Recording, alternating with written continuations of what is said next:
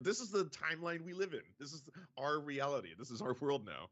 Yeah, I saw what Ole was saying, that like somebody said, well, this just shows that Kanye's really fed up. Like, what? How are you still defending him? He went all the way. He straight up said he's a Nazi now. There's no more plausible deniability. He went there. This is the logical conclusion. If you defend him, you are defending a Nazi. I don't get it. Look, I'm a fan of his music too. I was. We got to be fair here. He didn't say that he was a Nazi. He just said that he No, loves he did. Nazis. He said he No, was he- a Nazi? I think he literally said that. Yeah. I thought he Wait, said he loved I the haven't Nazis. finished. There's like He hours said of that content. too. I haven't gotten as far as the I love Hitler stuff, but like I haven't seen that. I love I Hitler. know that. Yeah. The man, look, let's. I need us to not be in the upside down, okay? The man said he likes Hitler. Now let's take let's say we're in a court of law. Now, if you stand accused of being anti-Semitic, stand accused of disliking Jewish people, and you come out and say, really, yourself to be a fan of the person who commit mass genocide against said people. The man is guilty, okay? The man is guilty, all right? Send him to proverbial jail, all right? Like, okay, not real jail. No, nobody try and call me on no inconsistencies. I don't believe anybody should levy any criminal charges against Kanye. But I do want him unable to travel, meet with folk, send text messages, be on the internet. If Verizon, whoever is his provider, could cut him off, I would appreciate that. That's what I need to happen. Well, And actually, one I thing think that he, would- I think he should travel. Let's get him as far away as possible. That's true. That's true. I So we need could people to torture stop some other innocent simping people? though. Like, stop taking pictures with him when you see him. Boo him if you see him. Stop running up and fanboying or fangirling. Like, you have to understand, folks, this isn't the person who you thought you knew. This is a Nazi now. You don't want a picture with a Nazi. No, Mike, Mike, I think that's an excellent point we should double back to. This is not the person that you thought you knew. When did we ever think we knew a likable Kanye? What era? That's true. Never. Yeah, I Kanye has never. even- He always rubbed something. He always was that guy. Like maybe not I the like Nazi college loving dropout enough to Kanye. give him a lot of that much passes. though. now that you wish you would kill. You would kill for old Kanye. Oh, you wish Kanye was just pressing Taylor Swift out. You wish that's all he was doing. You would kill for George Bush hates black people. What you would give to hear that? No one excellent. He'd be spitting. If he said that present day, bars. Okay, what viral tweet? That's excellent. Excellent. We would love that. No, It wouldn't matter I think I've anymore. made It's too this. late. I Mhm. think Yeah, I've no, made it's this done. joke with you guys before, but I'm starting to think that the George Bush hates black people thing might have been an endorsement of George Bush back in the day. Yeah. Seems like it was maybe for Yeah. attention, if anything, as opposed to him actually having a position. Mhm. My chat is screaming that Oli, your mic apparently is on maybe a different setting. It's No? not the mic that you have before you because they're like her mic looks really Oh, nice let and me we're see. hearing her Is it through still not working? Okay, No, let me see, let me Skype. figure. Skype is really Skype settings. bad. Yeah. It doesn't. Yeah, the you got, audio. you got like, for when every call, you hold got the to mic go in and and drop change. down. I got you. All right. Thank y'all for telling me. I'm gonna figure it out right now. Yeah, You're Skype right, I figured it defaults out. to the worst microphone that you have. Like, I have this Exactly. microphone, Are we it'll good? Y'all hear default me to now? my... Yeah, that sounds great. Yeah. Let me know if it's good. That's the Oh, good that's mic, super I clear, think. Yeah. Okay, Yeah. good. Thank you. I'm sorry. It sounded Thank y'all fine for telling me. before, but that's Yeah. that's super crispy sounding. Yeah, that's good.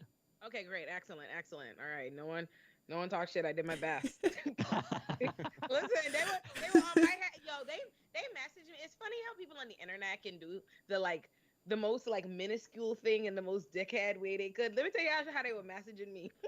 They were like, "Allow me. I don't know if you see those other little devices in Lance and David and Mike. You can see it. You notice you can see it. That's a microphone. You should know." I was like, That's... So I'm condescending. like, y'all gonna stop fucking talking to me like this. And you're gonna That's so messed They're gonna be mad because I'm like in my house. Like, first of all, I have a mic. I just don't have an adapter. I'm doing my best. Like, I forget. I was so upset. Yo, I went to Amazon like to get my fucking adapter. And it's like, If it makes you feel any better, so the first 7 episodes of my podcast, when I first started it, I had no idea I was recording through my laptop's microphone. And on the very first episode, so I had a bearded dragon in my room, and we keep a cage with crickets. And so the chirping is just white noise. It doesn't register on my mind, when you're around it all the time. I didn't take them out of the room for the first episode. So in the very first episode of my show, you hear nothing but chirping and me from like a distance speaking with a microphone, but it's coming through my laptop. It was so embarrassing. And somebody finally, after like episode 5, they're like, hey, the audio that you're recording, it's not through your microphone. It's through your laptop. I'm like, oh my God. And all it took was me like selecting, whatever the microphone was. It was very, very bad. So you did way better than me. Thank you. Your embarrassment does make me feel better. Thank you for sharing. Yes. Funny how we've come a long way. Yeah.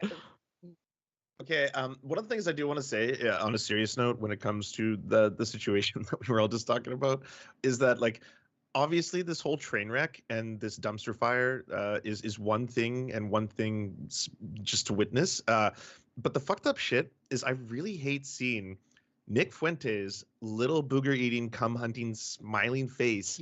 And what I mean by that, by the way, is that he goes into his roommates' rooms to look for semen. He has a blacklight that he goes, because he's a weird neo-Nazi obsessed with like never masturbating. So he goes in other people's rooms with a blacklight to look for their semen. Yes, that's what his ex-roommates have said. Anyways, to see that neo-Nazi. Wait, are we dead ass?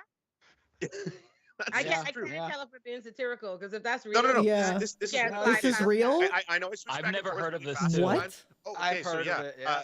Okay, I'm really happy to put this out there and give you all a new revelation. Nick Fuentes these are the two things he's known for. One, eating his boogers live on stream. That clip is still out there. The other one is that his roommates Hold on. were Can basically you just say? Can you say boogers with your Canadian accent again? Hey, there's two of us in here. We're not doing this. David, we got to speak in code now, eh? Come on, let's do it. Wait, what are they saying? Anyways, so he apparently, according to his ex-roommates, he's like one of those big, like, he's a proud person who calls himself an incel, MGTOW, all that kind of stuff, he red pill calls shit. himself an incel. He calls himself an incel. He has said on camera, it is gay to have sex with women. He like, these are the memes that he deals with. Yeah, Oh my I God. know. I saw that clip. I didn't think it was real. I was like, Oh, there's it's no real. way. I grow wary. Like, I don't understand how someone like this, with all this video of them out there being like just eating your boogers on camera alone, like how does that not automatically just destroy his ability to have an audience, to gain any following? Like how does he go from eating his boogers to hanging out with Kanye West? Like how does that? It's Alex so. Jones. The Like, answer is he Alex goes Jones. up in his career from doing this shit. Yeah. But that's the part that scares me, David, is that, like, fun and games aside, like, Nick Fuentes would never be on Jimmy Kimmel. He's a bit on Jimmy Kimmel now. He's on, like, the normies know about him. Like the fucking people who never, like, your parents probably would have never known about him. He's becoming a household name thanks to this, because again, yeah, they're smart enough to take advantage of this situation, to be like, holy fuck, this is one of the most prolific artists of all time. This is one of the most powerful black men in America. Like, let's use this opportunity now to raise our profiles in ways we never could before. That's the scary. Oh, he's loving every minute of it. There's a clip, the clip on Alex Jones' show where Kanye specifically says how he loves what Hitler did. There's a wide shot where you see Nick Fuentes, and this really like stuck with me. Like, Alex Jones is sitting there going like, this is happening on my show, and Kanye is doing this thing with his whole mask, his mask on, face covered. So the only face you really that has like a giant like glow on it is Nick Fuentes sitting there, huge smile on his face as Kanye is saying this, nodding along. And I'm just like, that little piece of shit. Like, he's loving every minute of this. This is exactly like, he didn't plan this, but everything he has done has led him to this moment. The universe has somehow worked out in the favor of Nick Fuentes. And the thing is, make no mistake, these people do plan to find celebrities and use them for their causes. Like that's true on both sides of the aisle, right? As they find celebrities and public figures that you think will that have a platform that are willing to support your messaging, and they align with them. Like that happens on, like, make no mistake, that's very real. So it's not, you know, they're able to capitalize on it because they were always prepared to capitalize on it so quickly in the first place. And the thing, and this is actually evidence of why it's so destructive. Like people like to engage in this silly conversation about whether or not, you know, Kanye is actually an anti-Semite, already believes it. Like someone quote tweeted me today on my video saying, you know, if you've been supporting Kanye up until this point, refusing to believe that he's spewing anti-Semitism and he's a white supremacist, you should feel stupid. And do you? And someone was like, oh, you know, y'all are ridiculous. Y'all think he's really anti-Semite. He's just saying things to push back on cancel culture. First of all, that's fucking stupid. But beyond that, let's just say I accept the premise, right? Let's say I accept that premise that he is. That's a fucking problem. Like that's not a mitigating factor, right? Because at the end of the day, I don't give a shit whether or not Kanye believes it in his heart of hearts. What I care about is the fact that it's anti-Semitic and you were spewing and galvanizing anti-Semitism. People who want to hear that, people who already believe that kind of thing, people who want to be able to have some kind of fake alleged rational purpose to it are going to take that and they're going to run with that, and actually endangers people. It's not like, oh, it's just a feelings thing. No, anti-Semitism, it leads to violence. It is a dangerous thing. Like the things that you're invoking, Hitler is literally somebody who committed genocide. So I don't care. And we live in a real world where there are Nazis, there are neo-Nazis, there are white supremacists, the exact people that you are ingratiating yourself with, who want to hear that because that's the kind of messaging, that's what they want to carry out. And they want and they love an opportunity to take Kanye, a figure where people are already such a fan, he has a cult following, that they want to defend everything that he says and does. They want to believe that there's some good faith basis to it. So now they do that to anything he says. So now if he's spewing anti-Semitism, all these people are adopting and trying to find a way to rationalize and take these views, and you endanger real people. He's a really destructive ass bastard. Mm-hmm. Yeah, well said. That's what I gotta say. I think that people, part of it is cognitive dissonance. Like they don't want to accept that he is the way he is. And oftentimes I think that people ascribe rationality to these figures that doesn't exist. Like where it's, oh no, he's playing 2-dimensional chess or 3-dimensional chess, yada, yada, yada. And they can't just accept that, no, he believes what he's saying. That there's no like coded message there. He's out and proud as a Nazi saying he loves Hitler. Like sometimes you just got to take people at their face, at their word, what they say at face value. And This is one of those instances where I think it's appropriate to do that. Yeah. You know how people believe conspiracy theories because it makes them feel safer about the real world? Like, I don't want to think about the Twin Towers actually having planes flying into them, so I'm going to believe that it may be the Jews or George Bush or this other kind of thing. I feel safer knowing that we have control that way. Part of me today when I was watching that Alex Jones thing was that, like, I would really love if this was a conspiracy theory where Ye was playing all of them, because this looks so bad on Tim Pool the other day where he had that really fucked up moment, and this looks really bad on fucking Alex Jones' show where he's having to dial it back. Alex Jones is the one being like, well, we can't praise the Nazis. We can go pretty far in what we say and do, but praising the Nazis is kind of like the line, right? There's at least a bar. So I know it's not real, but I wanted to. Mm-hmm. Yeah, when you make Alex Jones look reasonable, that's when you're done. You've lost it. That's it. That's when cancel culture should actually affect you. Fuck this whole, cancel culture bad. No, if ever there was a case for cancellation, I think Kanye has met that criteria. And that's the crazy, unfortunate thing about Kanye. The only thing that's really sad about the Kanye situation is just to see a black man allow himself to be turned into a puppeteer in this way. Because, listen, that is a thing. Just in general, black people enter the room and they try and create the contrast between you of like, you were the wild, irrational, this is the next thing, whatever. So Alex Jones and them are always going to set themselves up to, to make, oh yeah, look at this extra crazy, like, here's the crazy, like, oh, you hear from Kanye, and then everyone who likes him, it's their job to try to parse out and weed and act like, there's some genius to it. But that's always the setup. Like that's the thing. No matter what he does, Kanye, even in his good days, right? Let's think about it. Even a call back to the George Bush days, it's never gone good for Kanye when he enters these kinds of rooms in terms of how he is presented, whether or not he was saying something on this side of the aisle or the other aisle. They would always create that dichotomy between it. So it's just sad to see him allow it to be used and weaponized in this way, and he's a part of it. Like he's in on it at this point. Like, all right, yeah, like let's do this, and then we gonna sit here, because let's make no mistake, Alex Jones is not above and better than any of that rhetoric. like that, not at all, not at all. What I most know him for doing is quite literally just is up there. It's right there. Oh It's yeah, next to 100%. him.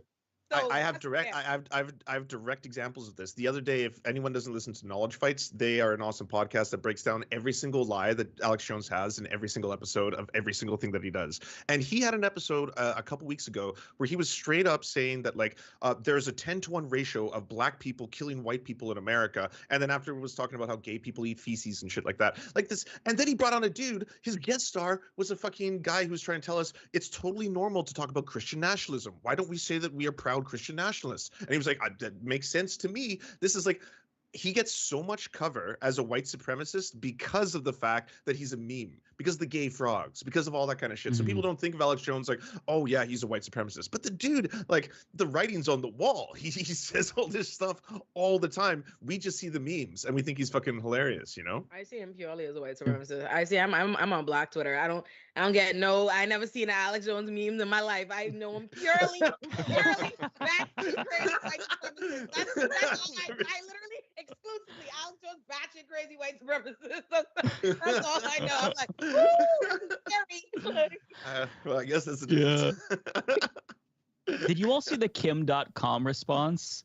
Where he was basically yeah. mad that the mask slipped because, like, you're not supposed to directly say this. Like, they like to speak in dog whistles and coded language, and you don't say Jewish people, you say globalists. So, like, he basically said, well, I agreed with everything you said, Kanye West, but by praising Hitler, and I'm paraphrasing, by the way, you're giving them what they want. And so there was another a right-wing politician who lost that responded. I'm blanking on her name too, where she basically said the same thing, where it's like, see, I'm not with you on the Hitler stuff. So just keep spouting the anti-Semitism, but never say that much. Never say the quiet part loud. This is quite kind of like, I dropped an essay today on my Substack Illuminati, and this is kind of exactly what I was talking about. America will let you condemn in parts. It will let you talk about something in part, or you know what I mean, or like let you imply that something is similar, but it'll never admit it for what it completely is in totality. So because it would be forced, they wouldn't have the moral room to condemn it. So at the end of the day, it's like we're gonna toe the line. We're gonna be right here at anti-Semitism street, at the top of the street,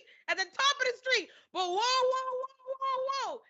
If you say Hitler, if we do Hitler, there's no wiggle room in that. We gotta wear it as what it really truly is. So they want to go just one hair of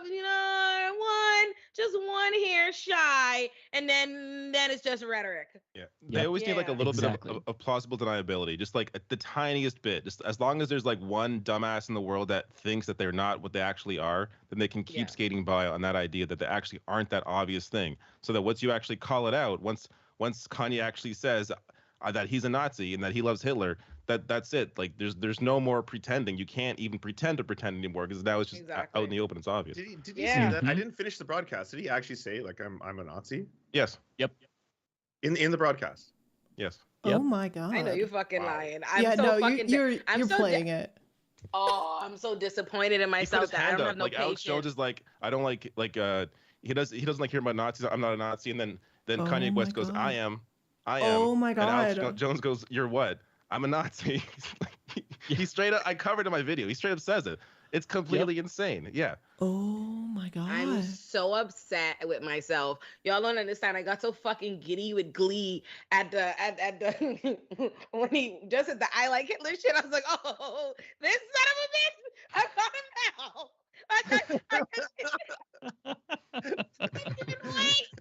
Fuck! I'm so sad that he said, "Oh, the smoking gun." Oh, fuck! Yeah. I buried the lead. Why does it take that for some people? Like obviously not for Ye, but just like people in general. There's other people, like a good example was Alex Jones, who are like they're broadcasting this shit. Like, you know, a lot of the right in America is straight up like we don't want trans people to exist. It's like they're telling you who they are, and a lot of people still, and maybe I blame liberal media for this, they'll still just be like, well, how can we truly know what they think? What do they desire? Like, you know, is there any way of truly like? It's like no, they're broadcasting this shit. They're trying to pass it through legislation. They're trying to limit the autonomy of women. That's like they're doing the things right now that they're like you should see them for what they are, kind of stuff, you know? Okay, they're but banning books. It's all there. Yeah.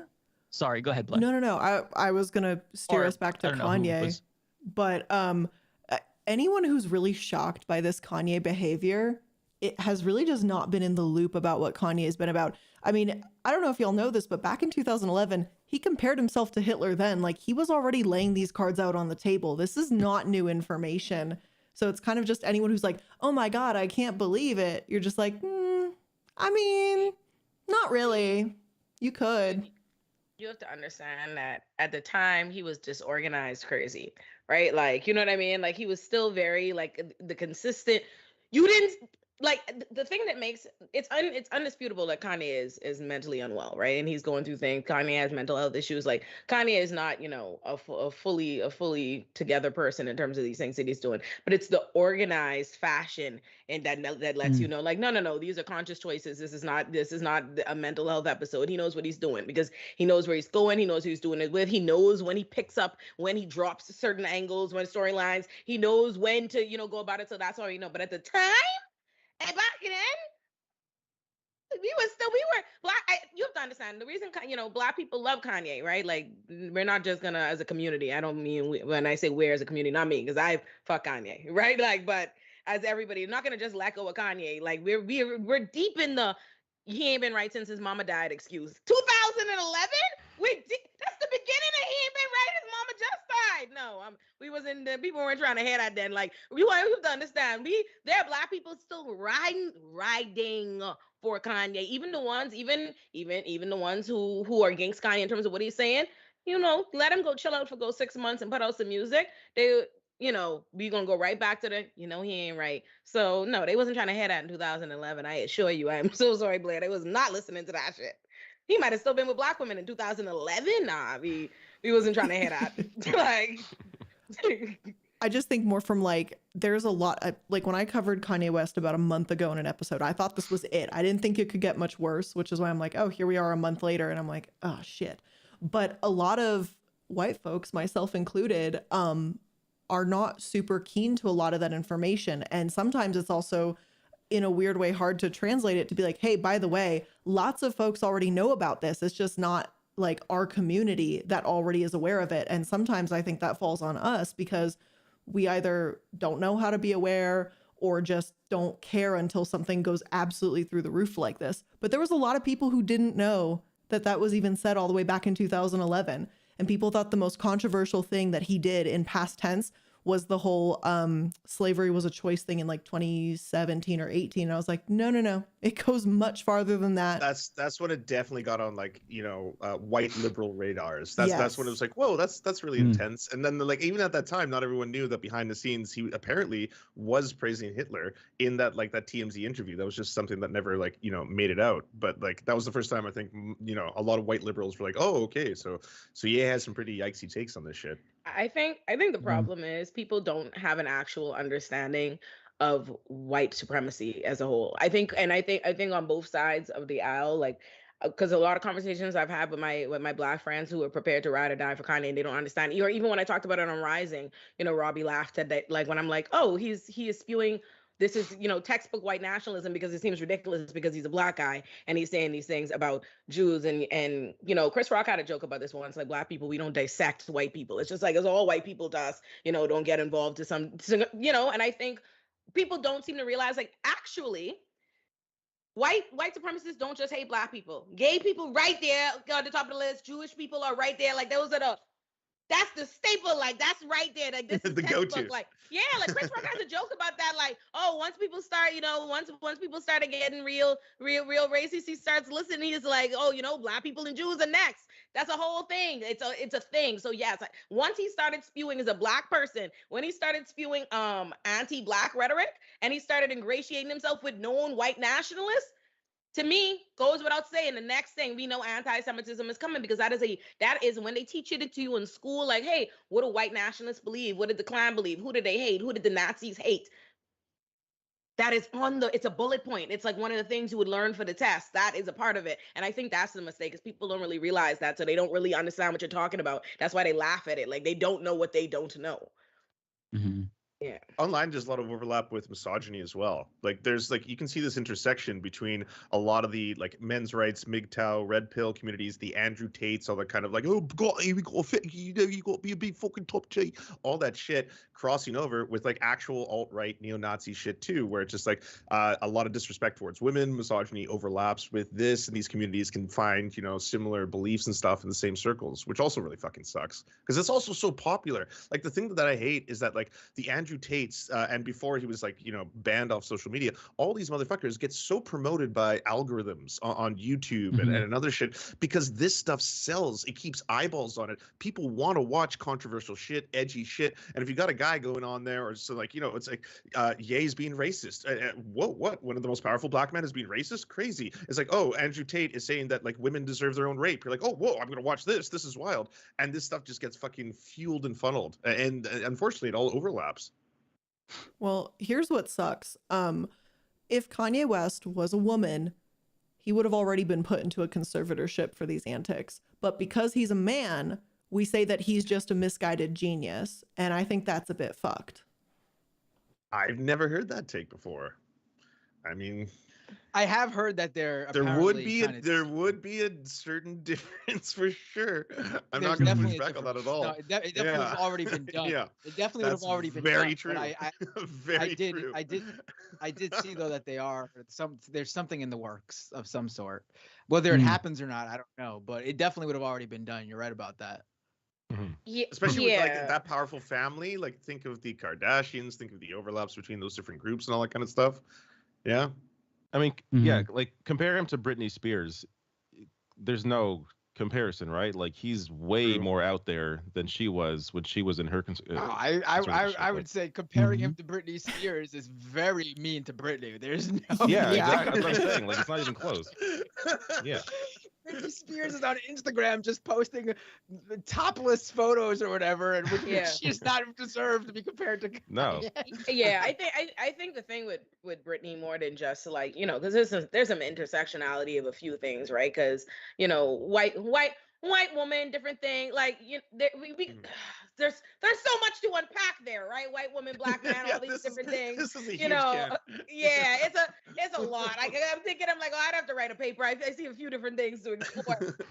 You know, I think something in particular that distinguishes the cases is that Britney's own family is who was working against her. Like it's it's the state. A conservatorship is a method by which the state, you know, is able to take control of you or whatever and give it to somebody, but they worked in conjunction with Britney's own family that set Britney up, that went against Britney, you know, that's that. So Kanye has a different situation there that I think changes it. Also, I don't, you know, in some ways one could argue there are times in Kanye's career and life that I could say Kanye being a black man has obviously led to more vilification. Like I think in a different world, if Kanye were a white man, I don't think he would have ever had, like people would have ever hated him the way they hated him in the first place, that his foundation was so much hate when all of this happened. So in ways I do think I want to make sure I give him his bail, because I was very much so, I love me some Kanye. I was a Kanye defender back in my early day. I was never mad he did that to Taylor Swift. I was definitely like, fuck George Bush. I was feeling, I felt him, okay, on in the earliest of early days. But now I think what is helping Kanye a lot is, first of all, who he's adjacent to. You always, because I can in the same breath, I can say that him being that if he were a woman, because it's definitely that he's a white woman and a different thing to that it would be a different outcome, because in some respects it's him being adjacent to white women that's actually protecting him now. Like it's Kim and all of these white women and all these very powerful white women too. Bing, bing, like bing, some bing, of the bing, bing, richest bing, and most powerful white women in America. Bing, bing, bing, and in so many respects, you know, so I don't know, but it's a hot take. It's interesting one too, though. I don't know. The entire saga has just been an absolute fucking. It sucks because, again, all we've been doing is talking about, like, you know, a lot of the things related to the memes and all that kind of shit. But part of me always just like, I can't get the image of a smiling Nick Fuentes and a smiling Alex Jones, slightly nervous. I don't ever see Alex Jones ever fucking nervous on his show, but slightly nervous that, oh, we're going too far. But Nick Fuentes not nervous at all. So happy, huge grin. This little fucking 24-year-old, again, cum hunter, is so excited about what's happening because it's just like this is the greatest opportunity of my life. I never would be in the top trending of Twitter. He was fucking top 10 for a little while had it not been for this shit, you know. That's like one of the saddest things about this entire story. Once everything is brushed aside and everyone is just like, oh well, this is a train wreck, no question. It's like, but you know who won? Because we all lost. Everyone loses. There's no benefits here, you know, between like you know, people who are opposed to anti-Semitism, people who are opposed to neo-Nazis, people who are opposed to white supremacy, all that kind of stuff. The winner is the fucking neo-Nazi, and now he has a way bigger platform to do his shit from. Yeah, definitely. I think we killed that topic. Yeah, I don't know what else to say. But I mean, we could go on, I'm sure, but I feel like, damn, this is grim. This timeline is grim. Okay, so Yeah. why don't we talk about happier things? Why don't we talk about the dude who trades horses for sexual favors and his empire collapsing in real time? Oh, is that Who did Donald that? Trump or Elon Musk? So this is a guy who bought a $44 billion midlife crisis. It's basically like a sports car or like a much younger concubine, except that we are seen from the POV of the sports car. That's the experience that we're all having on the internet. You still haven't picked it up? Did you don't? I can't believe.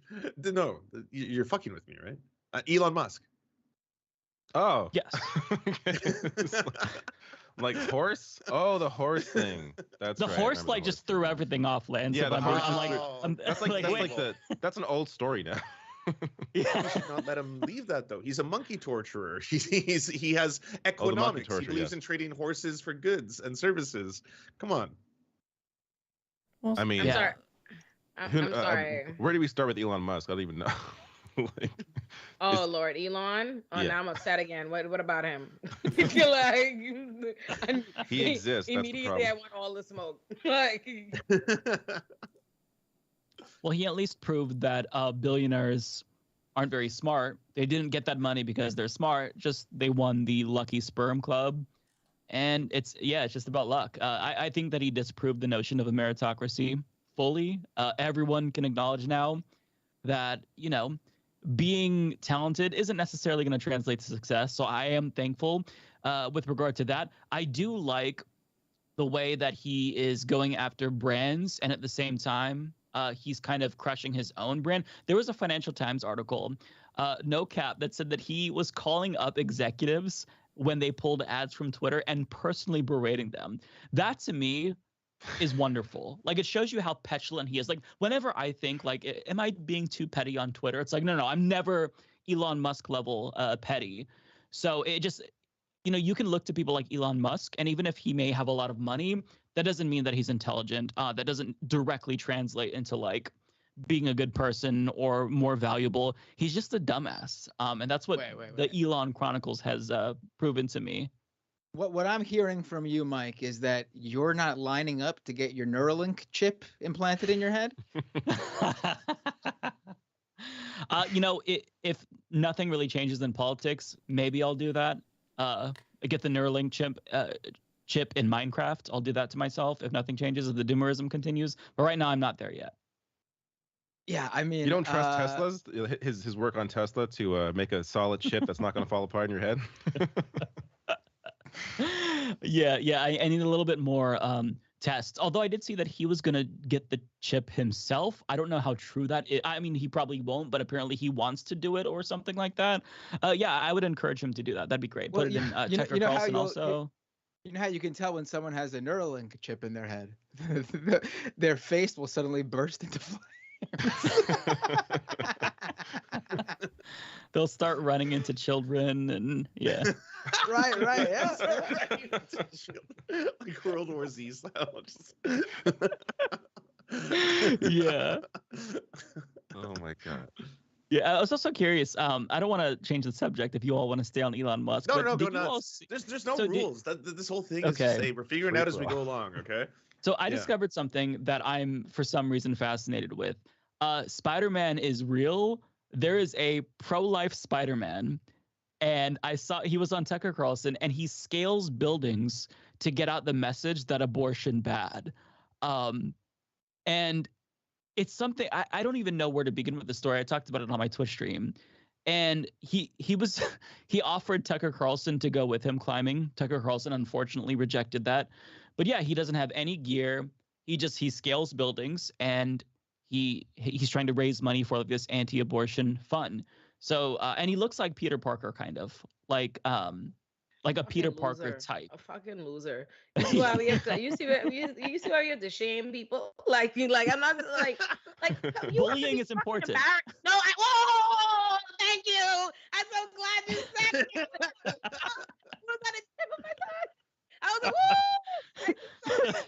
You're trying to say you just got to admit it. Yeah, it's important sometimes. Like what the you're a fucking like you're a loser, bro. Like we have to actually talk. Like I gotta write something about the politics of loserdom. Like you're a fucking loser. That's what these people really are. That whole side of the aisle, like they are the corniest, wackest, lose, just loud. The Ben Shapiro. Look at these people. What you go? You're scaling at your big age with your big self. What are you doing? You're fucking scaling walls, like to get the fucking message. Pro-life doesn't need awareness. Like, what do you think? You think people don't know? What the fuck? What are you? That's true, to raise awareness, just so people know about this cause they've never heard of before. Whoa, it's Spider-Man. Whoa, that reminds me. Birth. Man. And then they tell their stories about how they was treated in school because they like anime. Liars. Y'all are fucking losers. It wasn't the anime. It was you. It was you doing shit like this. Like, what are you talking about? How you even combine those notions? And he thought that shit was hot shit. He was announcing somebody like, mommy, wait. Like, that's so crazy.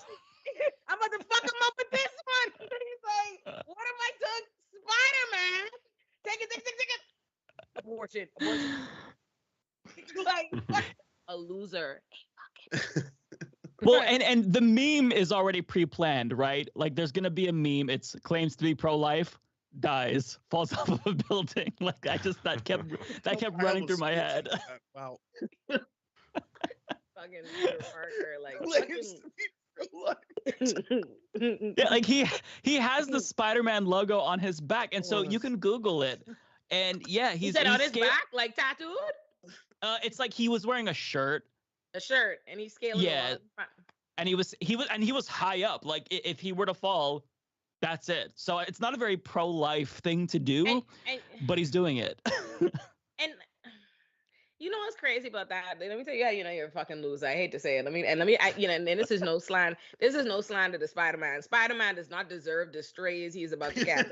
I just want to let the record reflect. I have the most respect for Spider-Man. Nobody send me any messages. I'm not disrespecting Spider-Man, but he wasn't the most popular man, was he? Like I'm like, true. People are fucking going crazy for Spider-Man. Spider-Man himself. So think about the kind of person that watches Spider-Man. Like Spider-Man is what he emulates to be level cool. Spider-Man is a man who's literally super and still cannot be just regular school popular.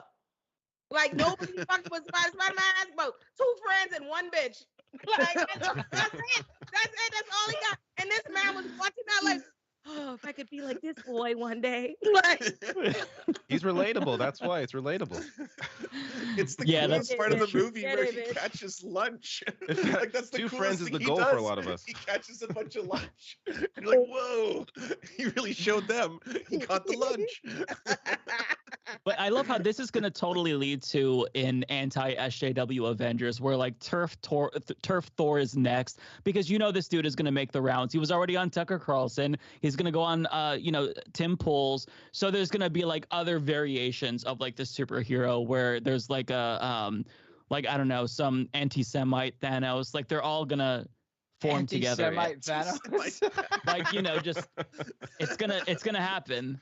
I'm tempted to YouTube it. Like I want to see it, but I also don't want to fuck my algorithm up. Like, you know what I mean? Like one, we're like, Is he successful, Mike? Like, is he actually raising money? Like, is his goal? Is he successful in whatever he's doing? I don't know if he is successful. It seems like he recently just got on the radar because there were a couple of articles written about him, and so then Tucker picked it up. I have a video coming out on my channel on Saturday. It's just like a Twitch clip where if you don't want the bad stuff to get on your algorithm, you could watch mine. And I just run through the interview, and it's just it's kind of what you'd expect when you think of like a Republican Spider-Man. And I don't know. I just Republican Spider-Man is powerful. yeah. Like, something I never thought of. Like, just like, it's just so ridiculous. Like, this side of the aisle is just so fucking ridiculous, son. And like, they always, and I hate being in a world where I'm supposed to take these people seriously. Like, I'm the problem because I'm not, like, you know what I mean? Like, and you know what I'm saying? And those would be the kind of people that will curse me out in the comments for not thinking that this is some serious shit. Like, Republican Spider-Man are the kind of people who would tell me my nails and my hair are distracting them from the serious thing. Really? Oh, like, gosh. these your people? Like, these are the kind of people you like. Republican Spider-Man, sir, you are a real boy. that is a fiction. What are you doing, bro? What are you doing? Like, I don't want to hear anything from you. I can't respect nothing from the minds of anybody who even is having a serious conversation with him. Tucker Carlson's so goddamn stupid. Tucker Carlson not even gonna go to regular hell. Like, he gonna go to a place special for stupid people. Just stupid people. People whose major sin was running amok with stupidity all across the universe. So I can say, you know what? I got something special for you to say. Like, by your fucking self. Because clearly you can't have company in hell. You don't know how to act. He could be around hell talking shit. Like, stupidness. So I decided to we're allowed- look I do into the feel like- Spider-Man. Oh, go ahead. Sorry. I decided to look into him because I wanted to see what he's actually supporting, because he's got these click here to donate buttons on his website, which is really just, his website's so well put together if you check it out, by the way. So I wanted to see who he's donating to, and he's donating to a recent charity that was essentially established in 2019 called Let Them Live. And they don't show up on Charity Navigator, and usually when a charity doesn't show up, it's because they can't hit $1 million worth of donations in a year. So whatever money is being donated indicates to me that it's not significant, and these are more of just publicity stunts more than anything. For pro-life Spider-Man? Yeah. So do you think he's profiting off it? I don't know. So the thing with donations, like, I can't say for certain, obviously, but you can say that you're donating, and as long as you don't actually say what % of it, you're technically not being deceptive. If you only donate 10% and pocket 90, that's technically okay, even though it's really morally gray. Was there any disagreement among? Was it not assumed that Republican Spider-Man was not? No, that's a good point. Was another reason. we thought Republican Spider-Man. The Pro-Life Spider-Man Foundation has raised $10,953 of the $50,000 that they want to raise. That's all And I this can is find. after being on Tucker Carlson. Yes, that's all the information I Like, can after find. Tucker Carlson. He got the Tucker Carlson bump, and that's all he could do. That is sad. All right, I'm sorry. Oli Emily was totally on point with this. That is so sad. That is absolutely ridiculous. No, you are a clown man. You're not Spider-Man. You're a clown man. That's all you're gonna be from now on. He's It what sounds you like he's get doing when it you to get on order Peter camera, it Parker. sounds like. Yeah, he's what you get when you order Peter Parker from Wish.com. That's the Spider-Man that arrives. Right. Google him and you'll see. Like, if you Google his face, his name is Mason Deschamps, Let me by the do it way. now. Okay, spell it now, Mason. Yeah, Mason. I think it's Oh, no. We're promoting him. We're MAISON broadcasting him. DES. This is going to be as famous as he gets. We're giving him his 15. Okay. More than Well. Tucker, probably. DES, and then just Champs. And then his face, that's the guy who's First calling of you a all, cuck. First of all, I know you fucking lying. I know you fucking. First and foremost, actually, let me run it back because I thought I needed to preface to make sure I wasn't disrespecting Spider-Man. But whoever it was that started, I can't remember which one of you it was who was like, oh, you know, he looks a little Peter Parker-ish. Y'all owe Peter Parker a motherfucking apology. Like, get it, please. He does not. No, this guy. He looks like there's something a little bit off. looks Something like a little bit Doug. wrong with him. He looks like abstract Doug. He looks like abstract Doug. That's what the fuck he looks like. Peter fucking Parker. He looks like a, He's quiet and is rolling over in his bed right now. I can't believe you said that shit. Andrew Garfield, that's Peter Parker. Peter Parker. he looks a little bit. he looks a little bit like if Picasso was in charge of a Spider-Man comic. I'm saying, and was drunk. Like, I mean, I do think that the obvious end here is, pro-choice Green Goblin will show up and this guy's gonna fall off a building. is he a window Wait, can one of us do that? Pro-choice Green Goblin and Republican Spider-Man. Yes, Green one New of Deal us has to Goblin. be. Yeah, one of us has to step up. I don't understand. I don't Yes, really that's understand. true. This is a calling.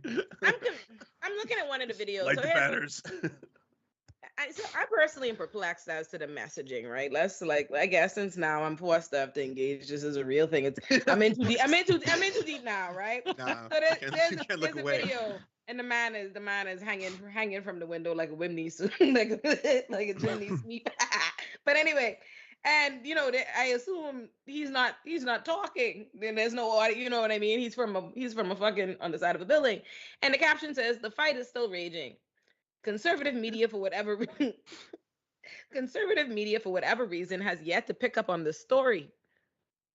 I want to meet my goals. If you want to hear me, share this video. What the fuck is the goal? What is he talking about? He's like, just like abortion, #abortion, #let's go Brandon, hashtag.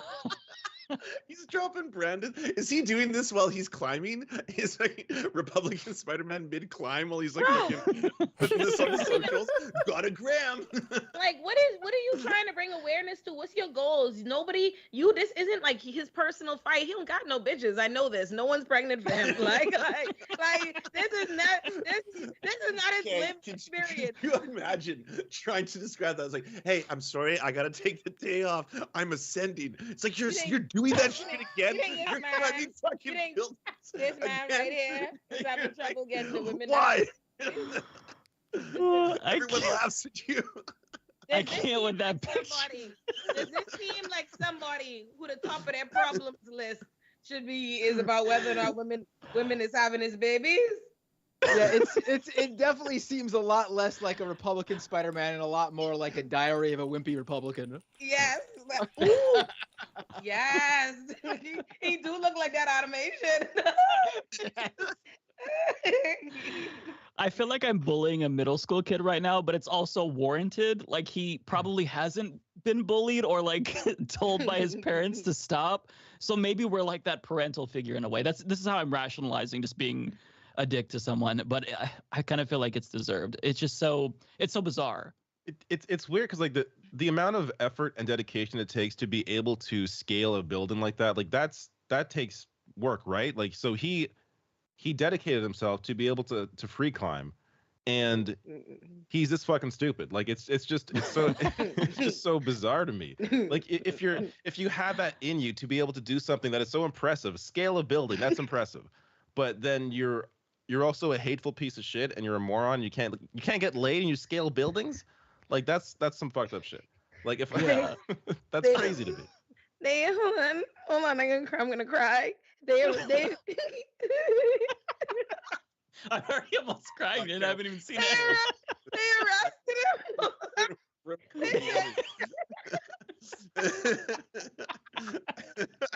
This was too much. Is there? Your laughter is making me laugh now, and I'm almost crying. Imagine you call your mommy from jail. Like, Wait, what? I don't think can't even hear what you're saying. you call your mommy from jail. Like, mommy, please. Mommy was climbing the building. He was arrested for climbing. Yeah, I see that. Yeah. It's Oh, my dear. calling. I was against the walls like Spider-Man. I'm Spider-Man. Oh my That God. means that you literally got locked up for doing fuck. They don't even know what the crime is. I don't know if it's like it has to be against the law. This is some bullshit. Lock him up. Like, get him the fuck in the back. I can imagine his mom was just like, "Oh, what were you arrested for, sweetie?" And she's like, "Oh, please be drugs or something." He's like, "Oh, climbing a building." She's like, "Fuck." Not again. Wait, this kid definitely definitely not be Republicans. He can't be Spider-Man. Period. Apparently, his parents are alive. Oof. Damn. Oh my God. so My embarrassed. chat is saying Republican Spider-Man is what happens when you dump intelligence for strength. Height ratio. Jesus. Probably chart it in a graph. He is agile, I suppose. I suppose I can't take that from him. Yeah. That's a great point. Yeah, child. That's hilarious. Oh, I can't handle it. I'm like, I have tears in my eyes. Ridiculous. Republican Spider-Man. We're gonna make fun of like movies and shit. Can we also make fun of Super Mario? Did any of you see Super Mario? Oh my God. The trailer? There's a I movie. saw the There's a trailer. movie. I gotta Mhm. say, it's Hey, looking I think so it looks good. except for the main actor's voice. And also, I gotta say, I'm not Yes. feeling Luigi's voice either. I'm sorry. Everyone else Oh. sounds great. Everyone This else is- sounds great. Okay, this thing that came out 2 days ago. That's what this is. Mhm. Okay, so if y'all don't know, I'll give a really quick recap. Chris Pratt was hired to be Mario. Everyone made fun of him, and they were like, "Yeah, Chris Pratt can't do Mario because he doesn't act. He's just Chris Pratt as Chris Pratt and everything. It's Chris Pratt except he's a guy who works with dinosaurs. It's Chris Pratt except he's the spaceman. Stuff like that." So he released this Instagram where he's like, "It's me, Mario," but it won't be like that. It'll actually be the real voice. And then everyone's like, "Well, Chris Pratt's gonna fuck this up. He can't be Mario. This sucks." The trailer comes out. And obviously, it's just Chris Pratt, except now he's doing a weird half Chris Pratt, half Brooklyn accent, where he's like, "Whoa, Luigi, get over here!" You know, shit like that. Like, what is it? Mushroom That's right. Kingdom, here we come. Like, Like, that's the accent. Get a ball. That didn't sound so bad. If he sounded like that throughout the whole movie, maybe I would like it a little bit more. But it seems like he somehow only sounds good doing that one line.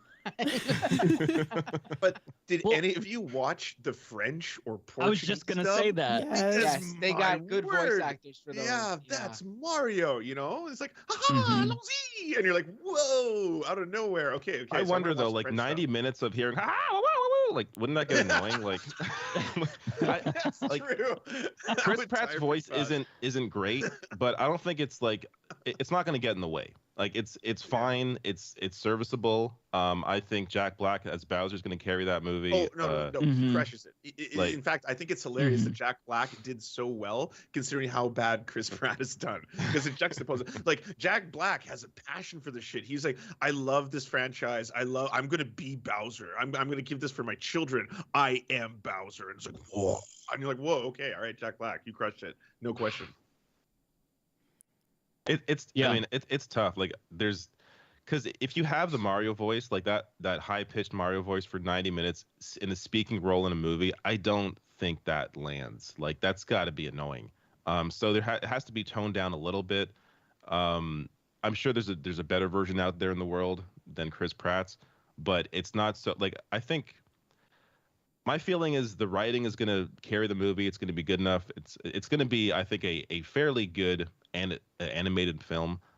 It's not going to, I think, blow people away, but I think it'll be good enough. I'm excited for it. I mean, that's just my opinion. I'll watch it. Yeah, for sure. I'm looking forward to Chris Pratt's Mario scale the Mushroom Kingdom castle in order to raise money for pro-life causes. And that's what we call a throwback. Republican Mario, baby. Republican. I mean, to be You're fair, right. Mario probably would Doctors, be here Republican. we come. Mario was supposed to be played by like an Italian American. No, they didn't. They didn't feel no kind of way about that. Isn't Mario ain't there? Matt Binder, But are you Italian? somebody I don't know. talking- Do we have an Italian on the panel? I am It's Italian. Mario. You're part Jewish, I am right? both Italian and Jewish, so I am very relevant on this episode. So let's go. That's true. You are the intersection. We found the intersection. So they didn't feel no kind of way. Like Mario, no one had any pushback on those grounds. I don't get in white people business generally, so I missed this controversy. but like, but I feel like if it were me, if Mario was Indian, this would be a problem. Like I feel like I'm like it's not giving that Chris Pratt. It just feels very random, very. You know, I watched Yeah, it sounds like Chris Yeah, Brown. a lot of Yeah. anti-Italian racism just passes in this world, doesn't it? Just allowed all the time. Fredophobia. We don't tolerate fredophobia on the show, by the way. I just hope you know. Oh, somebody man. thought that I was Italian. Roller Dragon says, "Isn't Mike Italian?" I'm Portuguese. Português. Yeah, I could see that. Yeah.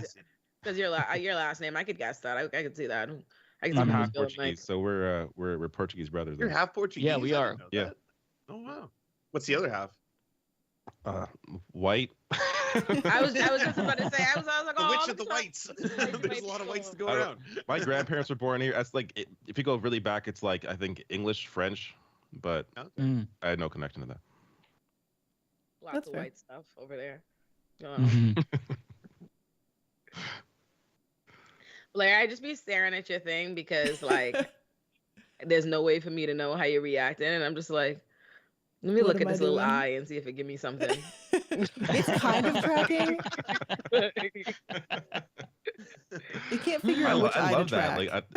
Like, I want to know how to do that. Like, have like. I was an just thinking, animation, like, what kind of Yeah. follow expensive? you like that? Give it advanced technology. I want a Yeah. me. I want like a little thing I could be I mean, behind. I have What a, a I have a human Right. version of this, but it really is What a wholesome disturbing. Here, hold on. Let me show you the human version. Oh my god. A little bit Oh, more wow. disturbing Just though. changed. Yeah. So, I prefer to be a pyramid. It's easier. Yeah, That's sweet. you'll be a pyramid. It's like a Yep. scary. That's like- cool. Yes, I like you as a pyramid. Me too. Yeah, that's Yeah, it's very like Spawn. fancy. It's like Spawncast, where they have Nate, who doesn't show his face, but he has like a little. It kind of looks like marshmallow. I don't know what it is. It's like a X. Like he has like an avatar, Yeah. and it's pretty cool. But people have seen your face before, though, Blair. Oh yeah, absolutely. My face isn't like Okay. super hidden. I just like, I mean, like today I have makeup and my hair done and stuff, so it wouldn't matter. But I'm just like, most of the time I'm just lazy.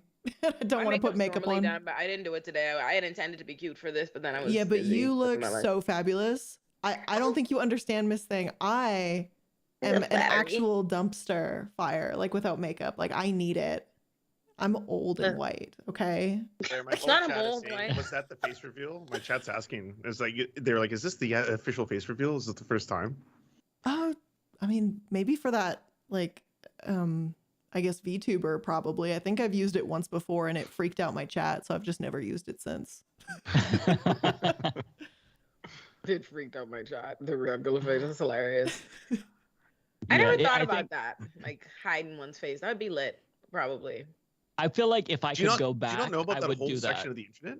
Yeah. Really? Ooh. You would do that? That like okay, I so would, this is a yeah. massive thing. Oh yeah, I mean, I don't know if you know this, but like it's a big thing on the internet to have like VTubers. Like they are like, Mhm. and they're in right now. Like VTubers are so popular on YouTube. It's like VTuber. like virtual YouTubers. Like that's what virtual Blair is. YouTubers, It's people yeah. who don't actually ever show their real face, but they do like animated avatars that like do motion tracking to do that kind of stuff because for a variety of reasons, and they're exploding online. Yeah. I can't. Yeah. The only reason I can't be a part of that is because I need to be able to call people pussy, like respectfully, like on Twitter. You know what I mean? Like You that's think you like, would lose that power like that's my overnight? bag. Yeah, that's my bag. Like what? You're providing an anonymous account. Fuck you. Like you wouldn't say shit. As soon as I see that, I see it there. It's like for the sole reason, like I'm very like I'm trying to transition into stop cussing people out, but I'm very like, hey, come fight me. Like actually, let's you talking about me, come fight me. And I feel like it's lost energy. If you can't see my face, I want you to be clear. Look me in my eye and please understand that I would fight you. like the only reason I'm cursing you out on Twitter is because in real life I beat your ass, but I can't. Like, so that's the only reason. I'm like, I can't be anonymous because I need to have all this base.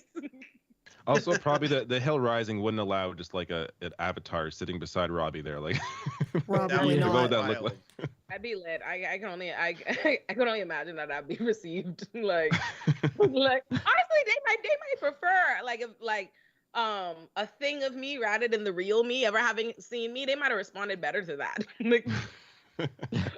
Like, I could see it going over better. Have they brought you on again, or? Since we last I think they just actually asked me to go on. I'm gonna go on Tuesday to talk about Rikers. Probably with nice. some- Nice. Yeah. Hell yeah. You know, Right my on. usual. Yeah. Nice. Hell yeah. Yeah, I think my last time I hosted was like September, I believe, right? Or September, October. Honestly, the way the days and the year, I feel like time hasn't made sense since 2020. So I Mm. never That's know true. when anything was. So I'm like, I Yep. try to judge things by hairdo, and if I didn't change my hairdo enough recently, I'm like, I don't know when that was. I think it was September. Mhm. Lance, what do you have? Well, I was gonna ask, should we actually talk about that? Should you? Because we haven't really talked about anything serious. I feel for the last little while. Should we get you to I plug know you the? fucking lying. Kanye must have just tweeted. Did y'all see this? Yay 24, love everyone. Look at this symbol. Oh my god. What? I know, listen. Hold I on. know you fucking Wow. lying. Wow.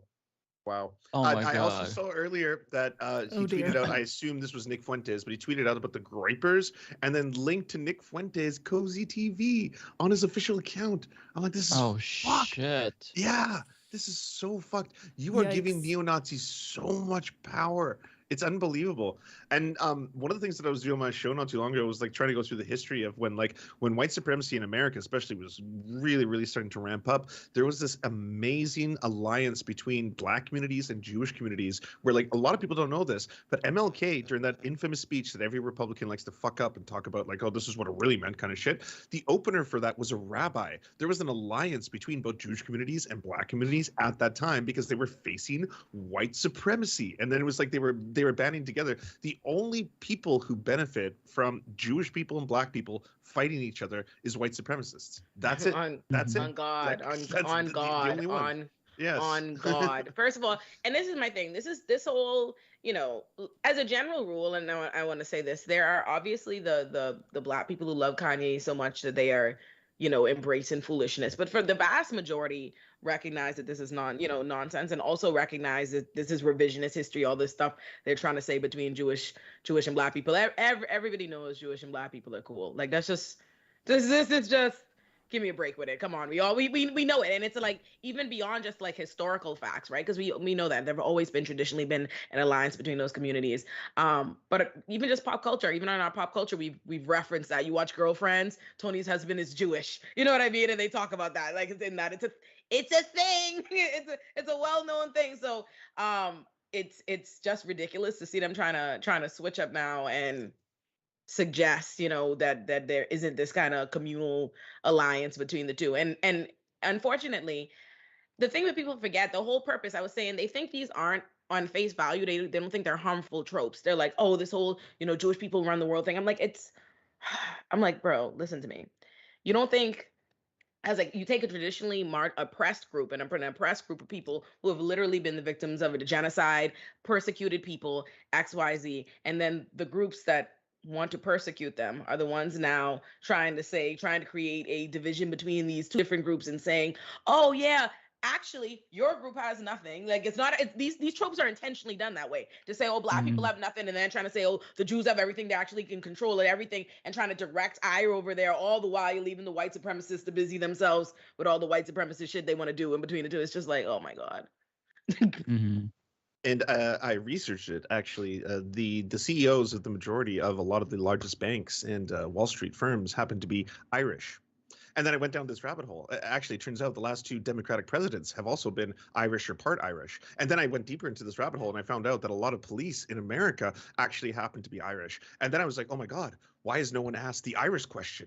Because it's lying right there before all of us. It's lying right out. there before but like on the surface, when you hear that shit, you're like, oh, okay, but that's silly. You would never say that. That's like that's Right. cartoonish. You wouldn't be like, the Irish are secretly trying to control the world, and the Irish are infecting politics and infecting media and all this kind of shit. Like the vast majority of news corporations in the United States are not run by Jewish people. There is a let's say a larger percentage of Jewish people in Hollywood. There's a lot of history behind that. It's not because they're trying to control the world. It's not. It's because in large part they were persecuted, and this was one of the fields in which they could work in. So there's a lot of, like, if you look at it like that. But no one ever asked the Irish question because it's absurd. If you were like, Right. and then once you realize that, you're like, don't you get it? Then the anti-Semitic conspiracy theories make no sense. Make no sense. Also, it starts from a ridiculous position in the first place. Because at the end of the day, what is the argument he's making? This whole argument is the reason, and what he's couching it around, that Jews control everything, is to say, okay, they're causing me harm. They control everything, so they're able to stop my bag and stop my money. Well, let's pretend. Let's pretend that's even that's even the case. They have the wherewithal, and that's why why though, bro? Like, were you like, let's say the Jewish community just decided to become, now what the fuck were you doing? Like, so you were spewing anti-Semitism. So now your big issue, your big gripe for why the Jewish community is bad is because they don't like that. They're not fucking with you spewing anti-Semitism. I'm so sorry. Well, I'm like, I keep and like the arguments and the straw man of continuing it to compare it to, oh, no one was upset when he was spewing anti-blackness. Are we living in a mythical universe where we act like the communities that are most upset about something isn't upset about the thing that impacts them the most? Black people are who are going to be the most upset about anti-blackness. And if we as Black people we are the ones, like, we're saving Kanye. You know what I mean? We love Kanye. We're going to defend Kanye. We're going to cape for Kanye. We're going to keep, coddling Kanye and making excuses for Kanye. Why are non-Black people going to be the ones to cancel him for anti-Blackness? Are we living in a world where we pretend like everybody else, our eyes, care about anti-Blackness more than us? Like, they don't follow our lead on that? I'm like, not because we fail to punish him for anti-Blackness makes the Jewish community wrong for not wanting to tolerate his anti-Semitism. Like, no other community. Yeah, that was a has to tolerate weird his ass bullshit. thing. That was such a weird angle. It's like Blair brought up earlier. It's like I think that, like, maybe white liberals tuned into this around the TMZ anti-blackness arc, but like, yeah, that's such a strange thing to like lay at the hands of the Black community, to be like, well, Right. did you not already check Kanye? And it's like, well, what the fuck, you know? Right. And to put it on Jews, it's like, what is your argument? Oh, the white people didn't care. Like, white people overall, not specific to Jewish people, or white people overall did not cancel him for anti-Blackness. No, we know that. Like, why are we acting like white people are like, is this new? Is this new? Like, do you know white people to just be out here? If that were the case, if white people were out here matter about anti-Blackness than you, we wouldn't be talking about anti-Blackness all the fucking time. What are you talking about? I'm like, I'm like, the white people. Well, I'm like, white people do not let their aversion to anti-Blackness get them to like oppose real serious shit. Okay, like they defended police and all kind of other shit. You think they give a fuck about Kanye saying some anti-Black shit? The fucking president be saying anti-Black shit, and they be like, yeah, I like that. I like that. I think and anti-Semitic shit too. Trump was so fucking anti-Semitic by the standards. Like, holy fuck! Like, yeah, it's ridiculous. Listen, so I'm just like, it's ridiculous. And so, oh, the white people weren't upset about anti-Blackness. Yeah, bro. Of course, they never are. What are you talking about? Like, what are you talking about? We get upset, and if you are a white friend, say, oh yeah, that's fucked up. Yeah. That's how it goes. Like, what are on your shelves, Lance? I'm trying to like be in your business, but I like don't know.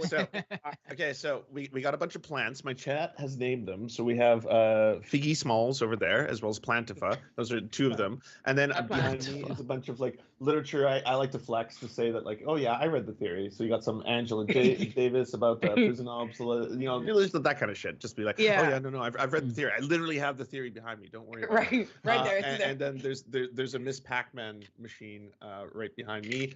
That's the one at the very top. The one on the top. The one on the top shelf. Is that Republican spider plant? It's from no Republican. All right, Republican spider plant. Well, I am slow today. Yeah, you can actually see the endless blue turning wheel of Twitter. That is all Twitter is now. That was my brain when I was like Republican spider plant on that. But now I get it. I love that. Now I'm gonna be in. Let me see what's behind you, Mike. Mike, this is your real room, right? Like, yeah, it's not a green screen. It's your real room. Yeah, no, this is it. Yeah. That's interesting. The wall. So the wall. What's the wall? So what do you flex? What do you flex? Yeah. So this is fake bricks. Mm-hmm. Okay. This is foam that my cat rips off weekly. What's your cat's name? I have to reapply. Svetlana. It's a Russian name, so conspiracies with me being a Russian plant could proliferate, so we call her really Sveti. Like that. But yeah. Yeah, that's a great cat name. Yeah. Svetlana goes crazy. Yeah, she yeah, she's a good girl aside from her ripping down the foam padding in the wall. So yeah. Okay, Blair, and because Matt you're and a David have nothing for YouTuber, me we'll to never know what's investigate. behind I you. know. I'm boring. Though for a while, like I thought, should I get a set? Like, should I do something with this? Because I've had the green screen forever. I've had the same background since I started, like 6 years ago, which is just like a graphic in Final Cut Pro. Like it's not, it's nothing like no one made it for me. Like nothing special. Because Well, like I mine's don't know, just there's my benefits to phone. having a background, gives you personality, but there's also benefits to a green screen. So I don't know. Yeah. Mine's just Oh, look at that. Oh my god, a Aw. cat. Oh. yeah, this is for him. Oh my My son. god. Hello. Yeah. I Oh, love yeah, the he's pictures big. that you post of Raheem on Twitter. Yes, he's my Yes. pumpkin. Oh. He loves attention. He be a part of the foolishness. Like, oh, you want me to be sitting up here? I'll sit up here. Let's do it. Yeah. So cute. And then it's just anime. You want to go now, Cat? Okay, goodbye. All Yeah. right. He's like, Matt "Go has sit a by your green foot." screen too, right? I'm not using it right now though. Yeah. Oh, so it's just like a usually I do. okay.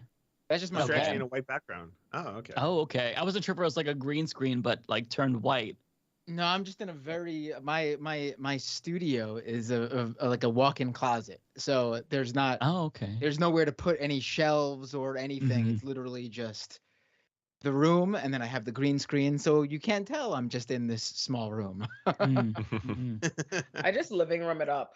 Like I'm just relying on my art, on my anime to carry me as my couch. Like, oh yeah, that'll give me It's a good vibes. backdrop. I like yeah, it. No, it's like it's that's really good vibes. Piccolo, Yamcha, Bulma, Vegeta, and So when I was making the that intro to the Leftist Mafia, I was asking Oyemi, I was like, "Hey, do you have a character, maybe like DBZ or something?" That was my suggestion, by the way, that you want to have. And you were like, "What is it, Frieza or Vegeta?" And it Vegeta, doesn't work. Frieza. You can't See, do Frieza. face swap on cartoon. It was too scary. Oh. It was horrifying. Yeah, It I'm was not gonna horrifying. show it to. Oh, it really was. It just did not work. The technology is not there yet. We'll get there eventually. Yeah, no, I love it. Yeah, no, Frieza and Vegeta are my faves. Absolutely. I love Vegeta. I hate Goku. I have this Goku Black though, but even I don't like Goku, but that's just because it really was perfect for the color scheme of my home. But that's the only thing I don't endorse is Goku's presence on the wall. But everything else, yeah, I don't mess with Goku. He never did it for me. But Vegeta, my guy. Can I ask a genuine DBZ question? Gonna nerd out for 2 seconds. Did you not find that series was just an endless cycle of, hey, there's the worst possible entity or force about to destroy everything. It arrived. It has now weakened all of us, but not killed us. We must level up. We level up, and now our numbers go up. It's over 9,000. And then we defeat that entity and rinse and repeat over and over and over. Or we maybe collect the Dragon Balls, and then we wish for the dragon to defeat the entity, but then someone kills the dragon or something like that. But like it was just like that endlessly, over and over and over. I just one person's opinion. Yeah, but I like that. And I loved it. I fucking rock with it. Yeah, that's right. It's very happy. Yeah, just Frieza. Listen, to me, Dragon Ball Z, the best part of Dragon Ball Z is the shit talking. Honestly, it's the monologue. First of all, I love a good monologue. I'm a monologue doing bitch in general. I'm like, woo! I love a monologue. That's why I like an antagonist who talks spicy for me, Frieza. I'm like, I really didn't like my boy showed up, really got hot. Like that's what I like. I love that. Like episode just be stopped. They just stop. You just froze it in place while they talk they shit. Love it. Like, and you blow some shit up. Think about that. Imagine you just get to talk shit for like 6 episodes, then like just like the place the fuck up. Like, 6 episodes. I will destroy you. You cannot destroy me. I have more power than you'll ever know. And you're like, oh, eventually we'll find out. Just listen. wait until next week. I loved it. Loved it deeply. That I've is, like just like dipped my toe in anime. Like I'm not like if I start with if I watch some Dragon Ball Z, where do I start? Because there's like a lot, isn't there? There's different versions, or there's different like Oh yeah. There's but evolution. it's worth watching. They're like Pokemon. They start to evolve into different creatures. Yeah. Pokemon's gotten crazy. I can't even follow Pokemon. Too I many. feel like It's too many Pokemon. Dragon Ball Z, and I'm not like an anime connoisseur, but I started with Attack on Titan, and it was a very, very good entry into the That's some of the anime universe. right? AOC is in. That's the one that Paul Gosar posted. He posted a video with Marjorie Green as a Titan, and maybe that was Marjorie Green in it too. That was like slaying But the doesn't Titan. Marjorie Green resemble one of the characters quite Oh, sharply? she's the Titan who ate Aaron's mom. Yeah, I've heard that. Yeah, and I've seen the photo identical. comparison. They seem like I have a hard time differentiating between the two pictures, to be completely honest with you. There's also a Titan in there that looks identical to Rick Scott. I mean, identical, like based off of him. Well, that guy Deranged looks look like in a his fucking face freak too. anyways. Jesus Christ. I'm really pleased in myself that I don't even know what these folk look like. And let me go look up Google Rick Scott. You're mentally my so God, much Rick more Scott. healthier for not You've knowing seen what Rick they look Scott. like. Snakehead Rick Scott. Wait, you don't know Rick Scott? Slender Man. Wait, you know Marjorie Taylor Greene? Yeah, Come I know, on. of course. I know Oh, that the fool. Titan You'll from know. You'll Attack on probably know Rick Titan. Scott when you see him, because once you see him, it's like burned into your eyes. You can't He looks unsee like- him. But he's He definitely looks like a giving lizard somebody. person, like literally a lizard person. I was just about to Mhm. say he looks like somebody who would have ordered the capture of all the X-Men. Like that's what he looks like. Like very, very much so Stryker's boss. like that's what it's giving. Yeah, but no, I never seen this man a day in my life. Like Rick Scott and Mitch McConnell, I think probably the two craziest looking people in Congress. That's a powerful. Oh my that's- God! that's a- Somebody just you think posted a so? I picture in the think chat Let me see. Well, of the Titan who ate Aaron's mom and Marjorie Taylor Greene. Let me see who posted it. That Oh, shit. oh my God! It's Optimism. You've got to click on. It is on- actually pretty striking, to be honest It's- with you. It's horrifying. There's a lot of there's probably a mathematical equation that determines how close these two images are to each other right now. She ate Aaron's mom. I gotta bring this up for my viewers here. This is freaking hilarious. Yeah, totally. It's 1-to-1, right? Oh my God. Yeah, David, you got to Really- start with Attack on Titan. It's so good that I even read the manga, and I've never read manga before, but Well, I had to I've finish watched it. some Ever? anime. I'm not completely fresh on that. Like I've watched Oh, okay. a few animes, but in terms of like, because I was thinking about watching Dragon Ball Z, but I didn't know where to start with that in particular because I don't know, there's a lot there. Go Dragon Ball. If you're gonna Dragon Ball. start, like, if Mm. you want to do it and like truly, I mean, I personally, at this point in my life, I'm not starting all the way. But if you want to do it. I say start at Dragon Ball. Good, because then you, at the very least, if you get tired and stuff, you will at least have been in the foundation that matter and not all the new shit. Like lots of people who love Dragon Ball Z, like myself, are not watching the newer things. So I'd say Dragon Ball, go Dragon Ball Z, go Dragon Ball GT. You know, do like All right. that. I'll look I into heard that Dragon Ball Z Super is like not nearly as good as Dragon Ball Z. Yeah, see, yeah, like new. I new haven't stuff- seen it though, but Yeah, new stuff don't just be. They be new. yeah, it's the nostalgia probably too. But yeah. Oh, somebody says Super is Munyu. How's it going, Munyu? Says Super is best. Sorry. Oh, I've never heard that Berserk. before. Super. Berserk is supposed to come to Netflix. I hope we get it in the US. Super is good. Okay, so maybe I misheard that. I wonder who said Super was bad. Maybe it was Progressive Voice that told me that Super was bad. If so, then blame him for the misinformation. He's the one who told me it, and I'm just parroting it. I haven't seen it, so That guy's full of lies. yes, blame That is Progressive full of Voice. Actually, No, he's a good guy. okay. All right, I'll be right back in 1 second. Sweet, I'm hosted now. What else is going on, guys? Hmm.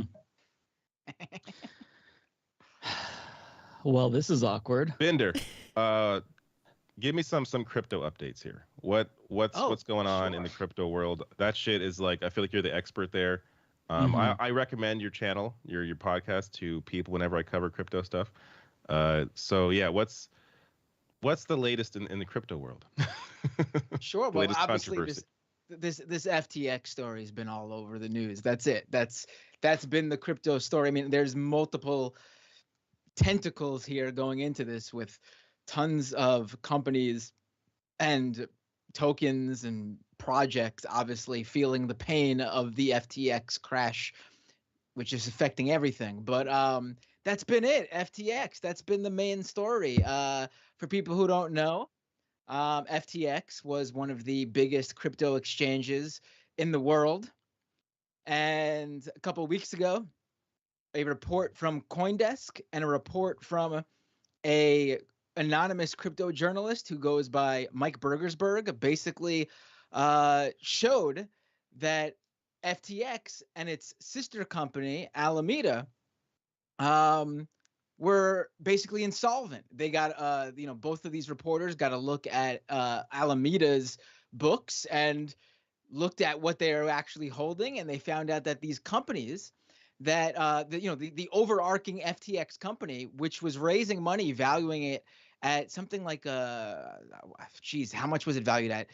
Tens of billions, if not over $100 billion, if I'm correct, if I'm remembering correctly. This company that was valued at these billions of dollars actually had no liquidity. It was all their riches were all in worthless tokens that if they actually tried to sell, there was nowhere near the amount they claimed to have was there. In fact, one of the things they tried to sell off to keep the company going, which was one of their biggest non-crypto assets, was $400 million in Robinhood stocks. Like that was what the company was built upon. So once this report came out, the CEO of the largest crypto exchange, Binance, decided that they were going to sell off all of their holdings of FTX's own crypto token, FTT. And when they did that and announced they were going to do that, a ton of people in the crypto space said to themselves, holy shit, if Binance is, liquidating their FTT holdings because they don't believe FTX is long for this world, we got to get our money the fuck out of FTX ASAP. So within something like a 2-day period, like $6 billion were moved off of FTX. And so FTX was fucked. And so they tried to raise Sam Bankman-Fried is the founder and CEO of FTX. People are familiar with him because he has over the years. I mean, FTX was just founded in 2019. Sam Bankman-Fried was this like tech wonder kid story of this under 30-year-old creating this huge crypto exchange in just a few years worth billions of dollars. He himself quickly was on one of the richest, the richest people list. He was worth tens of billions, if not more, for that time. And so, the whole FTX came crashing down. They actually reached out to Binance at first to see if they could do a deal. Binance announced that they were going to basically bail out FTX. They were going to buy it up. And so everyone was like, oh, whew, this is all saved. But then Binance also added an addendum that this is tentative based on, a due diligence investigation. Less than 24 hours later, Binance comes out and says, we did our due diligence. This company's beyond fucked. We can't help here. So they decided not to buy FTX. So FTX had nothing to do then, but to declare bankruptcy. They owe something like at least something like $10 billion to creditors. They do not have that at all. Sam Bankman-Fried, who was again reportedly one of the richest on the richest people alive list, is now claiming he has about $100,000 left to his name. He's been, this whole company was apparently run by 10 roommates in the Bahamas. That has come out. The whole thing is just a mess. This was literally one of the biggest crypto companies. Sam Bankman-Fried was donating to all these Democrats and Republicans, trying to make himself like the major crypto player. He was involved in pushing various different crypto legislation. And you had people talking him up, and here we are. He's basically sitting in the Bahamas, waiting to find out what happens to him. The media is absolutely failing in covering his story. The whole thing is hilarious and ridiculous. But that's crypto, baby. Wait, I'm just amazed What about how the this anal shit. beads? Like, Can how does you verify this that? guy even do this to begin? Like, like this shit keeps happening, right? Like, people are just creating money out of nothing, and then it goes nowhere because they never had. So this is basically the scam he did. Like, we know about Ponzi's and pump and dumps and things like that. What FTX did is a lot different. It's called the flywheel scheme. And basically what you do is you, for example, say you're creating your own token. I'm starting a company and all of a sudden I'm making Binder token. And I decide to, let's say, hold, let's say 60, 70% of Binder token for myself. And then I, tell some investors that, oh, you could get in early, you can buy in really cheap, and then you release maybe like 10% to them, and they buy it up super cheap. So they're buying up hundreds of millions, if not billions, of this token, and that's 10% there. I'm holding 70%.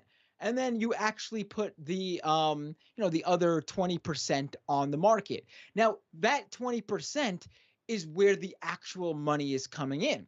So that is basically how that token is fluctuating, because that's where the money's actually coming from. So people buy in, retail investors are buying up the token. So it goes from, like, let's say 50 cents to $1, $2, $3, $4, $5, $6. People are buying. This is going to be a huge Binder token's going to be big, people. And so all of a sudden you got this token with nothing backing it. It's worthless. But because people are buying it up and, like, the tulip craze, all of a sudden this token is worth $20. Now, only 10%, 20% of that token was actually bought for $20, $20 each, or, some people got in for cheaper, but they're the people who spent the money on it. But I can now say, oh, I was holding 70% of that. Each of those tokens I hold now valued at $20, baby. Doesn't matter that no one actually bought that, each of those tokens that I'm holding for $20. That's what the token's valued at now. I'm a billionaire. And I go out to investors. I go out to, the VCs, and I go, hey, I'm sitting on a multi-billion-dollar company. We are worth that. Look how much our token's worth. This is going to be big. They give me money. Oh, all of a sudden I got liquid cash from these VCs. What am I going to do with this liquid cash? Well, that's basically the flywheel scheme, the whole token thing. But then it continues where they get the VC money, and then all of a sudden, oh, we're going to buy, they treat it like it's revenue. And at the same time, if you're running an exchange, they're treating, like Sam Bankman-Fried was doing. He was treating his retail investors, like regular people who are depositing at FTX, he was treating their money as revenue. And instead of, like holding it or backing it or putting it in investments with, like how banks do or things like that, he was taking that money and sending it to Alameda, the sister company that was the hedge fund, to wildly speculate. And, he was basically gambling with his customers' money. This is completely unregulated. There's nothing to stop this. Any laws he broke is because of the fraudulent activity related to him, moving the money around or whatever. He'll get caught for, like, money, for, like, wire fraud or money laundering or something. But nothing he did with the flywheel scheme or any of that, none of that is illegal. That's wild, Hey, yo, by the way. Matt, Like, what's shit that people get your away with professional crypto. background? What's that? What's your job, Matt? What's your He was a professional background? journalist. Oh, yeah, he I'm a was like journalist. gaming journalist. Yeah. He was in the heart of fucking Gamergate. If you know Gamergate, he was in the the centerpiece of that. No lines. Yeah. I'm an old man. If you was gonna bet your money on it, do you think I know about Gamergate? Oh, not even a little Matt, bit. Matt, You have Dragon Ball Z You're famous on the internet. Come on, you're a woman who's famous on the internet. Listen, I don't know nobody till they know me. That is my true tea. I didn't know. You know how I know all of you? Yo, originally I seen y'all say something about me. I'm like, oh, you're nice to meet you. So, I don't know nothing. The but panel praised at some point. The only thing I heard, I listened to Matt, and I was like, so they be lying. So somebody. True. No wrong. Started. No. I've been trying to stay away from this because the Bahamas, I hate when they have my country in mess, and I wanted the plausible deniability. I'm not intellectually qualified to figure out what I'm talking about this crypto stuff in general. So I've been trying to stay away from it. As soon as you said, I was like, oh no, they see me hearing about the Bahamas scandal. They know I know about it. I'm gonna have to call it. But they just stayed away. I think that Matt's best work was the Libtard 01 expose. I feel like that Oh, is thank you. Oh my Pulitzer God, that was worthy. Or amazing. maybe the James Lindsay fucking saga that's taking place right now. True, an that one is ongoing really good. saga. And hey, hold on. I want to get out in front of this. I am the OG original person who posted James Lindsay with the picture of the NXIVM cult high-end member Nikki Klein and got blocked by him. I did that before he was kicked off of Twitter, before it was cool. Okay, I want to get that out there. But since he has come back, since the account has returned, Matt Binder has been leading the charge and getting things to fucking trend on Twitter where people are posting pictures of James Lindsay and fucking Nikki Klein, and he's so mad. Like these snowflakes, by the way, you know how they always call like fucking lefties snowflakes, cucks, all this kind of shit. Like he's straight up begging Daddy Elon right now. He's like, please stop it. It's really hard. All these people keep posting pictures of me with the pedophile call. This motherfucker who's always talking about that shit. Snowflakes is a pussy in the first place. Like, let's think about the things that we can say to you. Like, if I think you're soft, like I think you're like snowflakes, that's what you came up with. You already know the person who uses snowflakes is the person who is losing the roast. Like, so you already that tells you every snowflake you ever been talking shit and that's how you really got somebody. Snowflake. Like, no. You should have known when they called us that. That's true. That's true.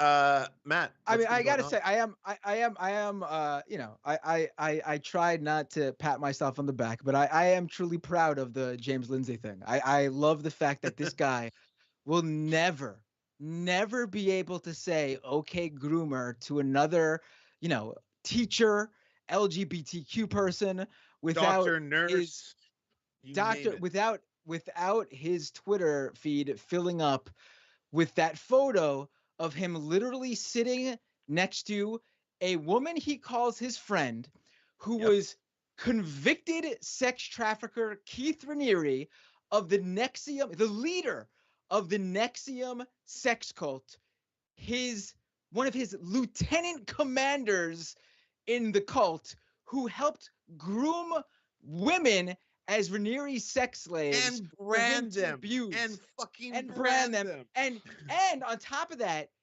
she's not someone who's come out and been like, I was brainwashed or I was a victim. No, to this day, she is his staunchest defender, his number one supporter. She's trying to get him out of jail right now with this whole narrative that the FBI planted evidence.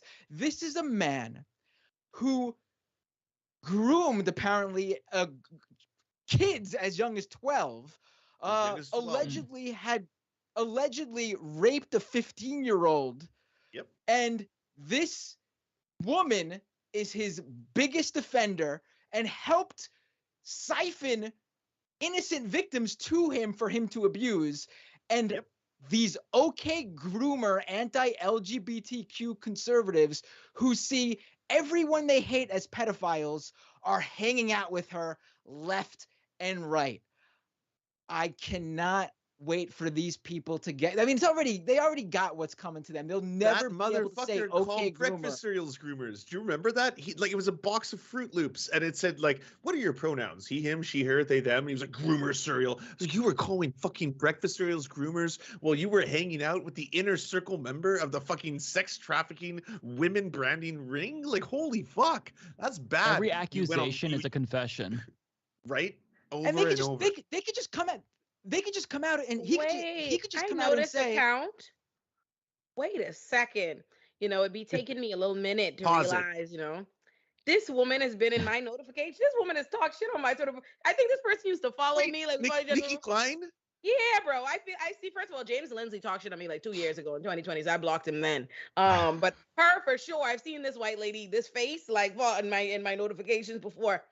I wish I remember what shit she was talking, but I didn't know. I told y'all I really stay out of white on my crime. Like I really don't get involved. Like I don't know this part of the internet. Like as soon as I see them, like these kinds of things, as soon as they show up in my notifications, I block instantly. And I don't give a shit. I don't care that they're gonna be like, you know, but James Lindsay, I do remember in like 2 years ago on Twitter, he was kind of one of the first people that started bothering me on Twitter before I even had a platform and kind of caused it to happen. There was this school segregationist Maud Moran, and that works for she's a public defender, and she's running for like an education board position on a literal school segregationist platform. Like it, Hmm. she's just racist as fuck. So they were like, "Oh Jesus. yeah, you support school Yeah. segregation? That's really racist." In the article, in the interviews, and she was like, Old "No, I timey can't be racist. right, like old school, like you Mhm. wildness." And so they were like, that's real racist. And she's like, "Oh, I can't be racist because I'm a public defender." And so, right. And I was like, "Ma'am, hold on, ma'am. Like, let's not invoke the job. You're very much so still a racist. Two things can be true." I'm sure your clients felt it as well. So when I say that, here it comes. And again, I probably didn't have 100 followers. There was no need. I don't know why, but that's because they existed a community of these are their homies. So it probably sent, you know what I mean? Anybody that quote tweeted her or whatever sent it to this world. And he and his little followers started like harassing each other. And I was like, fuck y'all. Like we can do this. We can do this all day. He called me a groomer on Twitter, maybe like I'd say close to 20 different times. Just like that would be his response. He would quote tweet me and be like, okay, groomer, every single fucking time until I started posting that picture of him and fucking Nikki Klein. And then he didn't get mad until his fans turned on him. When his fans all of a sudden were replying to it, it was like, I hate the serfs. No fan of the serfs, but can you condemn or explain what the fuck is going on here? And then it was like, block instantly. And it was like that's when it was like, it was too much, you know? Yeah. So, yeah, first of all, that picture looks crazy. Like beyond the fact, I just seen the photo. Yeah, all of them.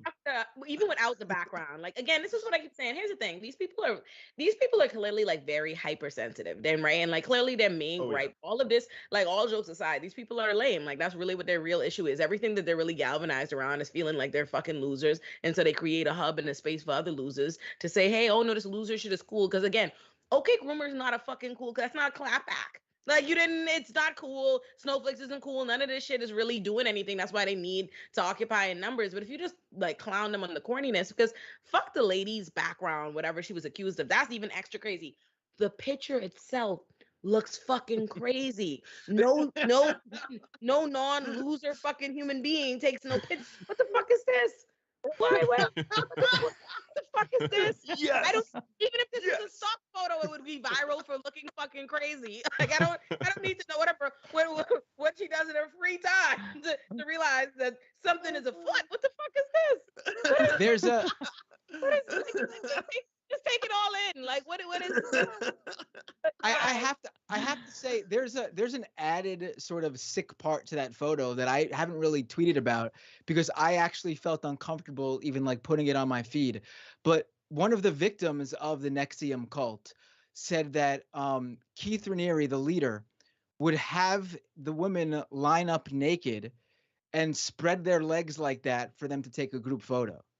Because he wanted photos of their so that is an added like fucking context to that photo that is so disgusting that I honestly didn't even want to. I was like, maybe if he really comes at me again, I'll have to unleash it. But He hasn't blocked you yet? Oh, he blocked me. He blocked me. Oh, okay. But he's talking about me from behind the block. Yeah, I know. And you haven't put it out yet? Y'all are built really different than me. Oh, First of all, I gotta tell you, I have more photos of different conservatives with Nikki Klein. There's so many. Yeah, there's so many. It's a treasure trove. It's amazing. Okay, I'm gonna be honest with you, Matt. I think they all started being friends with her before they Googled her. I think that's what happened because she started getting into right-wing No. I gotta interrupt you right there. You think they support? Oh wow. Okay. I let me tell you, James Lindsay took that photo that we're all looking at there. He took that photo in April of 2022 at like some stupid debate thing in like Milwaukee or whatever. And the panel that Nikki Klein was invited to be on was asking questions. The panel was called something like asking questions about the FBI and other three-letter agencies. What other expertise does Nikki Klein have to be on that fucking debate stage to talk about the FBI and three-letter agencies than her involvement with Nexium? She was on that. I watched part of the debate. I tried to watch as much as possible. I went back and watched it. The entire time, she's trying to vaguely, without bringing up Nexium, claim that the FBI regularly plants evidence on people. And Destiny, who we all have different feelings on, he's up there pushing back. So, I don't have a problem with people being up there if they were invited to, debate or whatever. But James Lindsay's on that stage with her, sitting next to her, backing up her argument, and even at one point brings up, it's really not fair if, like, the FBI could come at you and be like, oh, here you are looking at like I have digital fingerprints of you looking at 14 or 15-year-old child pornography. Oh, and you don't remember that. That's not fair. My mind was blown. He was trying to say that like they fabricated it or whatever. But the fact that he would use that specific thing with her on that stage without it, I should clip it. I should clip it and put it up. Really. Without a doubt. There was no what is her expertise on 3-letter agencies beyond? She was a fucking actress on Battlestar Galactica. She was on there to run a cover for Keith Raniere in her crusade to get him out of jail. The dude is in prison for 120 years. That's how solid that case was. They got him on sex trafficking and like sexual abuse and laundering and an array of things. This dude is guilty as charged. Multiple victims from all over the place. Victims, poor teenagers from Mexico, all the way up to Hollywood actresses, all coming out and saying what they did to him. Yeah. This dude is dead to rights, and this woman, the right wing, is sitting with and hanging out with and proudly defending, is his biggest defender. Okay, groomer my ass. These people are the fucking groomers. These right-wing fucking pedophile defenders. You don't say much, but when you get in your bag, you sure do get to the bottom of that fucking bag, don't you, Matt? I'm gonna pause it. There we go. There we go. Hell. No, I felt that. Well, and to add to all the Nexium stuff, they also, all the right-leaning folks that want to like be cool with Nikki or whatever, Keith also was forcing abortions upon the women that he was essentially enslaving, and that doesn't really get talked about, but he impregnated, and this was according to testimony from one of the women, that she testified that her and her 2 sisters were all impregnated by Keith, and he forced all of them to essentially terminate those pregnancies. Yet, while claiming to be so pro-life, they just want to overlook a vast majority of these issues with what Nikki was involved in. And I find that typical, unfortunately. Yeah. So fucked up. Like the amount of shit, like HBO, I think, has like a 6 to 8 episode entire documentary on how bad that shit was. Like when I saw James and Z first palling around. I'm sorry to interrupt, but they just put out season 2 of it. And there's seasons. I didn't know. There was there wasn't enough shit in the first. We gotta fucking have season 2. They didn't even get to Nikki Klein in season 1. In season 2, she is the fucking star. She is all over that shit. It's I can't wait to watch. Just came out right now. Oh yes, I will gobble that shit up for this shit to come out. Like it's yeah. But what's the show called? Isn't The that Vow? The Vow. The Vow. Yeah. Okay. By the way, like a content warning for anyone who wants to watch season 1. It's intense. There's the worst shit possible of human beings doing to human beings done in that shit. But the thing that really fucks with me is that in this current culture war where it's just like the right will not shut the fuck up about like groomers, pedophiles, anyone who's gay or trans or intersex or anything. All of them are groomers or pedophiles.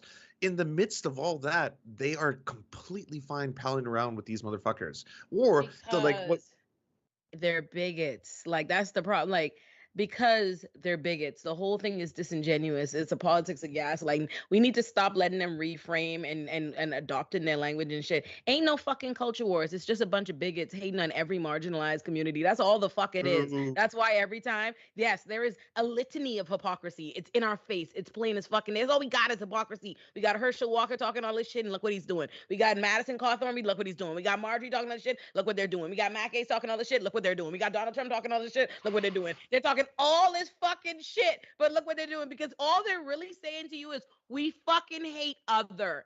Anybody we deem as other, anybody that's not us, anybody that's a part of a marginalized community, fuck them. That's all it means. All right. The problem is when we keep trying to take all these like fake pretenses and all these obviously disingenuous ass bullshit they say to us, and then when they act inconsistent, we're like, hey, you don't see how you're being a little inconsistent? And they're like, fuck you. Like, because at the end of the day, they're not. Their one philosophy is fuck you. That's the one philosophy. That's That's the only true. That's the only politic they practice. They don't give a fuck about none of this shit. Oh, groomers. They don't give a fuck about children. These are people who literally get up and 2 seconds after children have been shot to death at schools, and they're like, my guns. You know what I mean? These people are talking about all this crime and all this bullshit. And then, that's really how they give it up. That's really how they give it up. They don't give a fuck about any of this stuff, right? Do they? Do they care at all? No, they don't. They don't. They're full of shit because all they really care about is them fucking selves and lying in their pockets. That's the real tea. They don't give a shit about no goddamn children. They don't care what Nicki Klein did or whoever was hanging out with whomever. What? Or fucking child beauty pageants, or fucking child marriages, Yes. or the Catholic fucking church. You never hear them say shit about that shit. Oh, it's like, oh, this has been institutionalized in Canada. All of a sudden, all these people are being like children, Indigenous kids being raped by the Catholic Church. There's your story. There's your conspiracy. It goes from the highest levels of government all the way down through the church to the kids. You have it. It's in front of you. You don't need to go after Balenciaga, like fucking ads, all that other distractions. Here are the pedos. We know who the pedos are. What are you doing? Yes, they don't care. They don't give a fuck about none of that. They don't give a damn about none of that shit. None at all. Nothing at all. And that's the problem. Is too often we allow Republicans to play a politics of distraction with us. They distract us with all these things and we go for it every fucking time. It's literally just political fetch. They're like, oh, let's talk about the crown. Let's talk about this. And they're like, and we're responding to all their bullshit. Fuck them and all their nonsense. Like when you think about it, when you're really honest, and it's funny, I think about this all the time because I'm on Rising and they'll be so fucking mad that I'm like not interested in some stupid fucking conspiracy nonsense that they've come up with to discuss. And I'm like, yo, there's like real shit happening on the other side. Like I couldn't be plugged into this. Like I'm just hearing about Republican Spider-Man for the first time because I'm busy trying to figure out how to decarcerate. You know what I mean? Because I'm busy trying to decarcerate prisons. People are trying to Thanks, get. Mike. You know what I mean? Thanks for teaching us that, Mike. There's serious shit happening on the side. Like think about it. In the same, there's no fucking reason why there was just a shooting. Like think about this. Like, you have little hate crimes that just happened. A shooting at a gay club, gay people dead. But yet the fucking leading narrative that we're discussing in the LGBT community is some fucking groomer nonsense that they fucking, because it's a distraction. That's all the fuck it is. A politic of distraction to focus on the bullshit and the depravity that they want to project onto other fucking people. That's all it is. We need to stop wasting our time engaging in their bullshit nonsense. They don't, and another thing, and another fucking thing to the culture war nonsense. If other people have something they're fighting for and you oppose what they're fighting for, you don't both have a cause. That's not what I.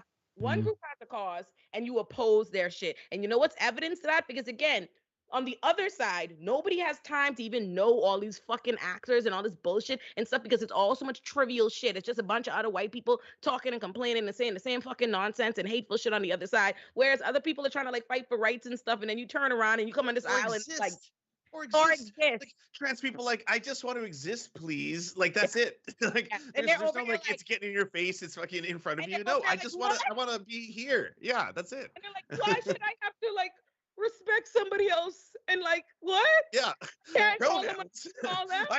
I don't know how to use pronouns. I haven't used them my entire life. Like in every interaction I've ever had with another adult ever. How do I have to learn this? It's really complicated to me. It's like, this is a you thing. This is a burden. This is a cross to bear. God damn, that sucks. That's what gets so frustrating about covering this stuff. It's just all of this is to me is so just like it's normal to just not care about what people want to do with their own lives. Like to have to explain to an audience why these people are wrong, why they're bigots. Like it feels so like needless because to me it should be obvious. It should be obvious that hey, these people are obviously wrong. They're trying to control people's lives. People that just want to be who they are, just let them live their lives. Like to have to explain all of this and like to have this to be like a running narrative for this to be the thing that the Republicans ran on, like one of the main pillars they ran on was being what anti-groomer or anti-trans is so insane, so completely insane. And because of that, like it forces us to at least it feels like it forces us to have to engage with it because we have to push back on that garbage. Because if we just let it go, then it seems like we're running away from that topic, right? Like it seems like that we are ceding ground to them and their argument when they are wrong, clearly. But to have to explain that they're wrong already now puts the argument on the same level in a way, because we have to explain why they're wrong. It's there's no winning. You're Like you right. either ignore it and it expands, or you address it and you right. treat it like You a real play argument. Like defense. You're play right, but it's defense also the entire problem is time. the way we do it. We do it like, and I don't mean we as in us, but on our side of the aisle, right? There's a way that you can say the sky is blue as grass and green and leave it at fucking that, right? Like the only time anybody questions whether or not the sky is blue and the grass is green is if you start trying to have a fucking discussion. Like, let's discuss color and maybe this and blah blah blah. And that's what people do. Instead of just calling the shit what it is, and you know what I mean, what it obviously plainly is, people go, okay, well, let's pretend, let's, try to remember maybe he's saying this and understand it. And they're always trying to look for some fucking good faith basis in some bad faith shit. And that is the problem. And then what happens is you take some nuggets, some bullshit, some wild shit that they were saying, because at the end of the day, the reason the status quo becomes the status quo by being normalized because we hear it so fucking much. You know what I mean? Like it becomes pervasive and it's normal. So at the end of the day, their batshit crazy bigotry is the same thing. They're just constantly rebranding it, right? Like, oh, they ran in this anti-groomer thing. What they ran on was homophobia. They've always been running on homophobia. They're just packaging it differently, right? But if we have these conversations and instead of just simply calling it that, what we do is we go, let's start having deep dives and breakdowns and blah, blah, blah. And maybe this and the other side. And we always trying to other side some bullshit. No. And I don't know why we play that game, because they don't fucking do it with us. Have you ever seen me literally have the stats, the studies, the degrees, the whatever, all the reasons why you say that? Do they humor reality? They won't even humor reality. Like they won't even humor reality. And we're over here weeding through fucking bullshit, trying to like, oh, maybe so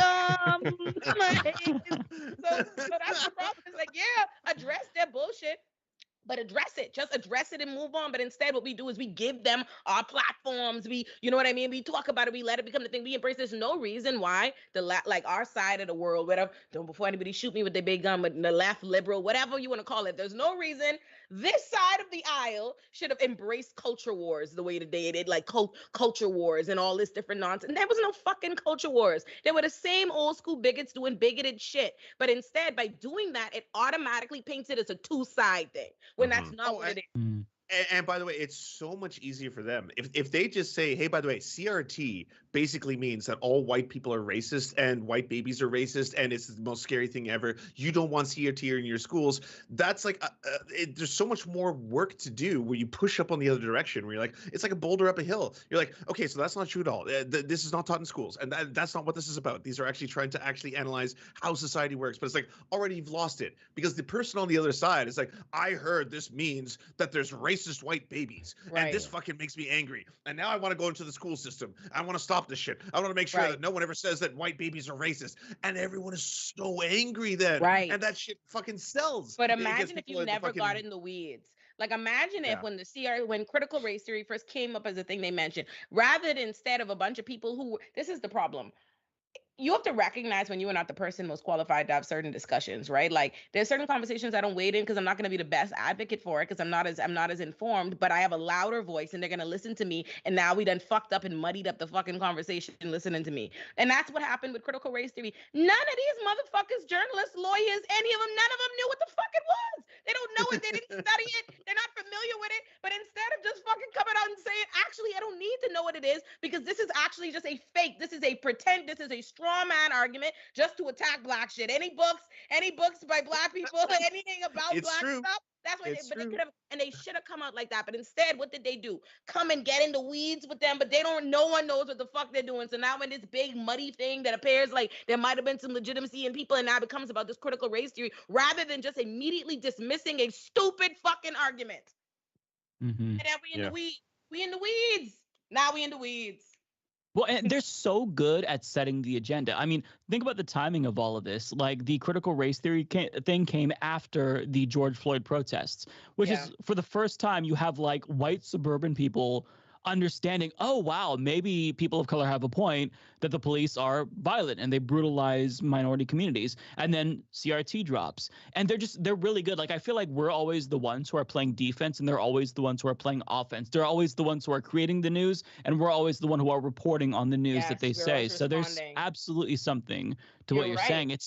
It's difficult to like let it go because like you have to respond, but how do you get to that point where we're not just on defense and we're playing offense You too? That's what's don't hard for me. frame it. You know, I think about this all the time, like as a lawyer, right? Because it's how you frame arguments, how you use language, how you let someone craft a narrative. At the end of the day, it doesn't matter who's saying what. If you allow the original person to determine what language you use, you've already fucking lost. And that Mm. is the problem. It does always seem like we're playing defense because we are always responding. We're always adopting how we just let them frame the narrative instead of checking this. Like I remember once I was having a debate with a white guy in law school and I was talking about gentrification and he responded to me, and say like he's trying to oppose me, my argument about gentrification, but he used the words gentrification. And I said, hey, you need to say redevelopment. The minute you said gentrification, you done fucked up. You conceded my fucking point. You let me set the framing for how we see it. Once you accepted the bad framing, that's what it is, and that's what we do.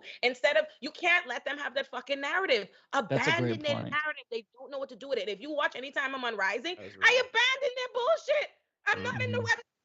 Would you fuck that? Like, you know what I mean? And when the first time I came out Rittenhouse, I'm not gonna have whatever stupid ass conversation y'all are usually accustomed to having about Rittenhouse. Let's talk about a slippery slope on self-defense being, you know what I mean? Like how this will, in fact, a whole thing they don't understand because they don't fucking understand it. They don't know anything. All they know how to do is frame stupid ass arguments, and we get caught up in it. So just That's a really great point. Slippery slope is a slippery slope. It's a logical fallacy. So just so you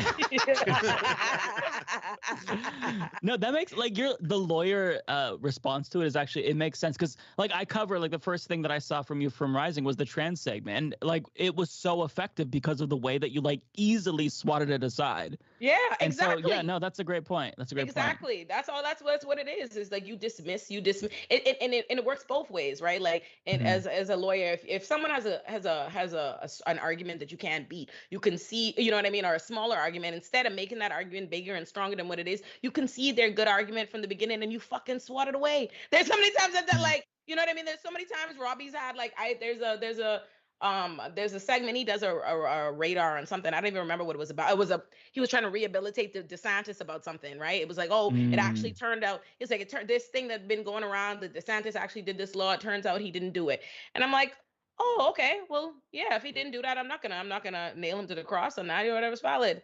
Moves on. Now let's talk about all the fucking shit I got about DeSantis, and I moved in now before he knows it, you've lost your steam because you didn't get me. Fine, I don't give a fuck. Concede your point. Now let's talk about all the other shit. You know what I mean? And that's the problem is we get too overwhelmed with trying to play their game with them. Rewrite the game. Like, why are you? So to me, that's smart. the approach. That's smart. Yeah, I dismiss them all the time. I think it's a bad argument. Fuck that argument. You know what I mean? I'm address it quick and move on. Like Can I just say, I don't know if all of your audiences or any of you know this. Have you seen the bombshell about DeSantis that just came out? Like the whole Guantanamo Bay shit? Oh yeah. Oh, where he tortured? So- He was a torturer. Okay, so he wasn't personally a torturer. He was someone who people who were tortured would have to speak to and would lie to them about being the good cop, basically being like, hey, by the way, are you being treated well? What scares you? And then learn which torture was the most horrifying. This is a first-hand account from someone who was there while they were being tortured. And apparently during some of the worst torturing, would be laughing in the background because he was the one who fed other people information about that. And I was like, how Oh does my no God. one know Okay, this about DeSantis? so hold on. This is horrifying. You're saying that Ron DeSantis is a bad person? right. I'm saying worse than we knew. Worse than we knew. Worse than who? I keep trying to tell y'all on my side of the internet, we fucking know. Black Twitter was all over this. I have a whole compilation video of just telling people, listen, Ron DeSantis is gonna be a fucking problem. Me and my daddy, actually, I was very honored to meet my daddy in this conversation when I went home to the Bahamas. My daddy was like, oh, they really sleeping on Trump. It's gonna be Trump. I'm like, Daddy, I'm fucking telling you, open your eyes. DeSantis is a fucking problem, Daddy. He's like, oh no, it's coming Trump. The Trump thing come out, and my dad didn't come out and admit it. He just didn't say shit about Trump no more. I was like, you see the devil I've been trying to tell you about. That there is not fucking playing. He's not fucking around. That right there. He's honestly he's more sinister. You know why? Because there's less buffoonery to it. Trump's buffoonery is what allows Mhm. people to pretend like he's True. less sinister and dangerous and insidious as he is. Which and people are so focused on the glitz and the glam and the attention and the fanfare around that level of clownery and the showmanship of it, they allow a more insidious, a far more, intelligent character to like the DeSantis to do wicked stuff in the shadows. Because DeSantis is fucking evil. My God. And also, Like, Trump doesn't believe a lot of that shit. By the way, I don't think Trump legitimately in his heart of hearts was always like you can see in the past, right? He was like pro-choice. He was kind of friendly towards LGBTQ plus in the sense that he worked with them, so he wasn't outright bigot kind of stuff. But like DeSantis legitimately is willing to push legislation that will affect like trans people, gay people, LGBTQ plus, you name it. Like DeSantis is a true believer. That's the fucked up shit. That's what people need to know about him. yeah. A scary man. I've been you. Really scary. Yeah, very, very much something for us to be highly concerned about. Yeah, I've been you. I've been Clark DeSantis with some scary shit. It's giving It's like dementor. fascist whack-a-mole. Like one goes away, another one pops up. DeSantis will go away, some other fascist who's more scary will pop up. Like, how long are we going to be doing this shit, man? It's really frustrating and demoralizing. Listen, and now they own Twitter. True. No, they run Twitter too. Like I don't know about y'all, but like my replies have been. Oh, dude, they've been filling every single reply. It's like that line. Like I'm something of a scientist myself. Like now my replies are like I'm something of a neo-Nazi myself. I'm like, oh wow, this never used to be this bad. I used to get hate. I used to get you should unalive yourself. Blah blah blah. You're a race traitor. All that weird shit. But I never got the like it just filling up with fucking full on right wing like neo-Nazi shit. That's the new Twitter. That's Twitter 2.0. Were y'all on the mass purge list thing they did? Because I was one. My followers sent it to me. That's the only reason I knew. Like but I'm assuming y'all got to be on the list. If I'm on the list, y'all got to be on the mass. I thought I was, and then someone in my Discord said no, and I'm like, this feels like I'm not as metal as I thought I was. Like that would have been pretty metal to be part of the group. And you know what's so funny? And that's hilarious because in my mind, I thought I might not be like, oh, I'm not. You know what I mean? Like I might look at how I turned out. You wanted to be there, but it's true. They put me, boy. Like I'm still there. They said I'll forget lines, but get that black over there. Get it. Make sure she's there. We got to make our own list. Wait, I want to hear everyone. All of y'all, are you on the list? I didn't check. I don't think I am. I only went through a couple of screenshots. I went through like 3 or 4, and I'm like, okay, I can't. I don't care if I am. But nobody sent it to me, which Someone is sent it to me. That's the only reason I knew. Yeah, I couldn't go through it all, so I don't think I doubt that I would be on, but who knows? Hold on, Matt, Blair, confirm that y'all aren't on the list. So I can make this about me being black. Come on, tell me y'all aren't on the list. I want to be on it though. You're on the list. You were. But okay, good. Hold on, but it's still there. Matt is the next people of color on this call. No, I'm half indigenous. I should be in the triage. Wasn't there? How many people? There's a lot of people on this list, wasn't there? There was like thousands of people, right? It was like 5,000, wasn't it? Yeah, you guys weren't on it. I thought them white man out, Matt. Thousands of people left 3 of them white men out. The same, Matt, but they got me and you. We knew. The white man wasn't sure. Why was I being left out? Come on. I'm as white as mayonnaise is delicious. Come on now. I actually found out I was on the list because my sister texted me. It was like, did you know you're on this list? I'm like, what? And I had to check. Yeah. Listen, That's a scary text to get. Like, you're on this list. Did you see it? And you're like, wait, what kind of a list? You're on the list. I heard Illuminati. it was Illuminati. You gotta fess up. I heard it was lazily put together though. I heard it was like a Twitter list by some like prominent like anti-fascist person, and it was like just a list of who they followed or something like that. It was something weird like that. Oh. Oh, look at y'all not being followed by the anti-fascists. Look at Shit, y'all. I know. That's why that was looking like you see the T. That's why he was in trouble again. Look at y'all ain't made the cut. We have to do better to get on the next list. Yes, That's for sure. Y'all gotta Hey, get on a totally serious note, I should say, by the way, before I have not heard if the Illuminati is on the list yet, before that is like revealed, a lot of serious activists who do a lot of really good work. And shout out to Chad Loader, by the way, who has been targeted Yeah. by Andy No, as well as a lot of fascist communities who does a lot of really good work and activism online. Those individuals, the ones who are on the front lines a lot of the time, especially like a lot of those Twitter accounts, like the what is it, the John Brown Book Club kind of shit, where they're actually like actively fighting up against people online. They're actually targeted, like legitimately targeted. Like Andy No actually targets those kind of groups, kind of thing. 100%. So I'm joking about the fact that I wasn't, metal enough to be on that list, but like, Chad Loader has to deal with that shit on a regular basis. Like they've been actively targeted, as has their family, as has their friends, kind of thing, because they're like, always going up against Andy No. Yeah. And anyways, Illuminati, sorry, reveal the truth. Oh, I don't even know what this list is, so I'm assuming I'm not on it. No idea what you're talking about.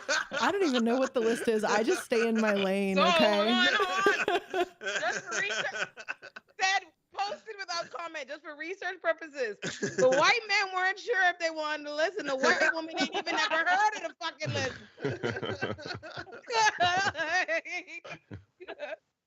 The anti-fascist list. Damn. There you have it, folks. So there's a list made of apparently 5,000 Twitter accounts that are Antifa. Like these are the CEOs of Antifa, the super soldiers of Antifa. It's nonsense, but it's just basically a list for all like the far right to be able to identify leftist accounts. And like, they are the true snowflakes. They are the true fucking like, they're the ones who actually want to censor. They're the 1984 George Orwell, groupthink kind of shit. They want to make sure that every single person who's on this list is like flag Elon Musk, make sure they got kicked off the account, that kind of shit. Well, that sounds like Has it even worked? Like, have people actually been banned off that list? I don't think so. I mean, I've seen that a bunch of left wing, like, other than those people you just mentioned, like, it's weird because I've seen a bunch of leftists get suspended. Like I saw Andrew Lawrence of Media Matters get suspended this morning, and Dean Baker, the Economist, got suspended this morning. But then a few hours later, their accounts were reinstated. And then I'm thinking like, okay, so obviously there are like campaigns to, get certain accounts suspended, and maybe like each account based on their own follower numbers or whatever. And I can tell you, I'm pretty sure having a verified badge helps you not get suspended, because there's no doubt in my mind it's bougie they've tried to suspend. Yeah. There's no doubt in mind they've tried to suspend me before, and I just never have got suspended because I have the the blue check. But That's Chad Loader, true. like you mentioned, and a few other Antifa accounts, suspended this whole time, weeks now. They're the only ones I've seen Andy No specifically point out to Elon Musk. It really does seem like if Andy No specifically said this person should get banned, then Elon Musk seemed to have listened to him, because those are the only ones that have been permanently suspended. Again, number of leftist accounts have been suspended, probably mass reporting, but eventually I guess Twitter needs a real reason to suspend those people, so they unsuspend them. But with these specific Andy No, fingered accounts, I guess they've looked really hard for a reason. I still would love to know the exact tweets that got these accounts suspended. I don't see anything that would. With Chad, I actually know Chad Loader was one of the first people to be reporting. I think they were the first ones to tweet about how there was a huge data breach in France for like the whole Twitter account. Did Twitter actually tell him that though, or is that just his assumption? His assumption. Oh, sorry, their assumption. It's they them. What? They're they them. Oh, I'm So, sorry, yeah, I didn't know. so, Okay, yeah. But I want Twitter to say what tweet got him suspended, because clearly that is journalism. That's no, I know it's Elon reporting. Musk They're freedom reporting of on what happened. speech. Yeah, of course. Elon Well, Musk what the is Intercept, very clear that Intercept the said only that thing that'll get you suspended, according to Elon Musk, is calls to violence. Reporting on a breach is not a call to violence. Yeah, I agree. they said that Chad was ban evading because they had a separate account that they logged into during their original ban. But it was some weird bullshit excuse like that. There's an Intercept article that talks about how Andy No has basically been snitching on these leftists, and whoever Andy No They're all recommends, snitches. Elon Musk All the will writer ban. snitches. Yeah. Oh, absolutely. all- Absolutely. All I know personally is these people better than me because they playing around people's Twitter accounts. If you do something like that to me and get me suspended, you gotta come see me in the street. I'm gonna fuck you up. Like I don't know what the rest of these people. I notice these people be taking their Twitter suspensions much better. Like acting like it's this light work. Fuck that. I built my Twitter built by bricks. You get me suspended, come fucking see me. Like we have to fight. Like we have to fit. It's gonna be a fucking brawl and beat your ass over Twitter. Like fuck. If I think about Instagram, whatever it is, I'm like, you playing around with people's like platforms they really had to fucking build and stuff, and they do meaningful shit with out or what, like you silly, like, and I'm beating someone's getting their ass beat. That's all I know. That's all I don't know who they're getting their ass beat. That's crazy. People who are thinking of leaving Twitter because of Elon Musk. People who are like on their own, like not getting suspended. People who are leaving Twitter because of Elon Musk. If you do not do that, do not like look what just happened.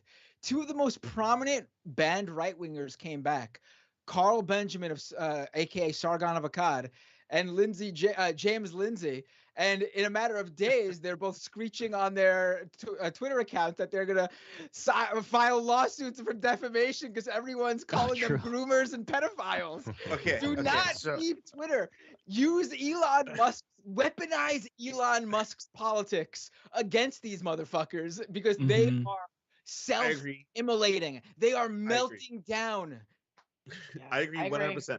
I just got to say this about Sargon of Akkad because we've already explored James Lindsay. Everyone knows about him. Sargon of Akkad is one of those motherfuckers who's all about lowering the age of consent and has also had conversations with straight up people who at this point have been arrested for child pornography, but defended them. He defended the shit that they were saying. Like at a certain point, like Amos Yee was straight up making jokes about raping kids and all that kind of stuff. And the Sargon of Akkad was fine defending that. Like and saying like, oh, it's just jokes. Oh, no, it was just jokes. He's joking. Don't worry about these things. And you're like, no. Okay. And as Matt is saying right now, the reason he's flipping out on Twitter is that he's like straight up like, hey, by the way, I don't want people to post these like quotes. Don't post the quotes. Don't post the videos. Don't post the evidence, basically. Is that. Yeah. I mean, these guys cannot take even the smallest spoonful of their own medicine. They melt down. They have created harassment campaigns against people throughout their entire careers, and the second the tables are turned on them, they break down. And it's incredible too, because these are two people with like 300,000 plus followers on Twitter. You think people would be running to their defense. James Lindsay gets like, he's lucky if he breaks like 100 likes on his tweets. Who are these people that follow them? Are they even real? It doesn't seem like it. These people are live in like paper houses. They have nothing. They can be taken down so easily. They got nothing. Yes.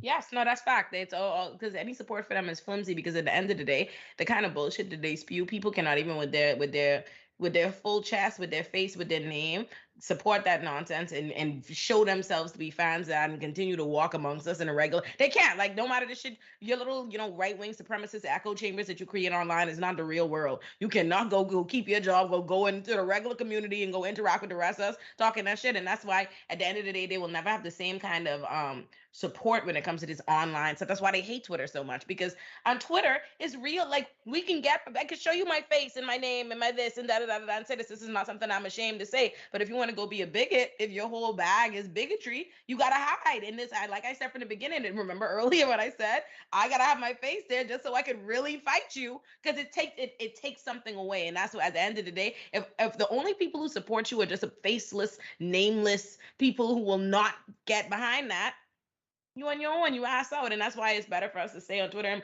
bully them off because they're soft.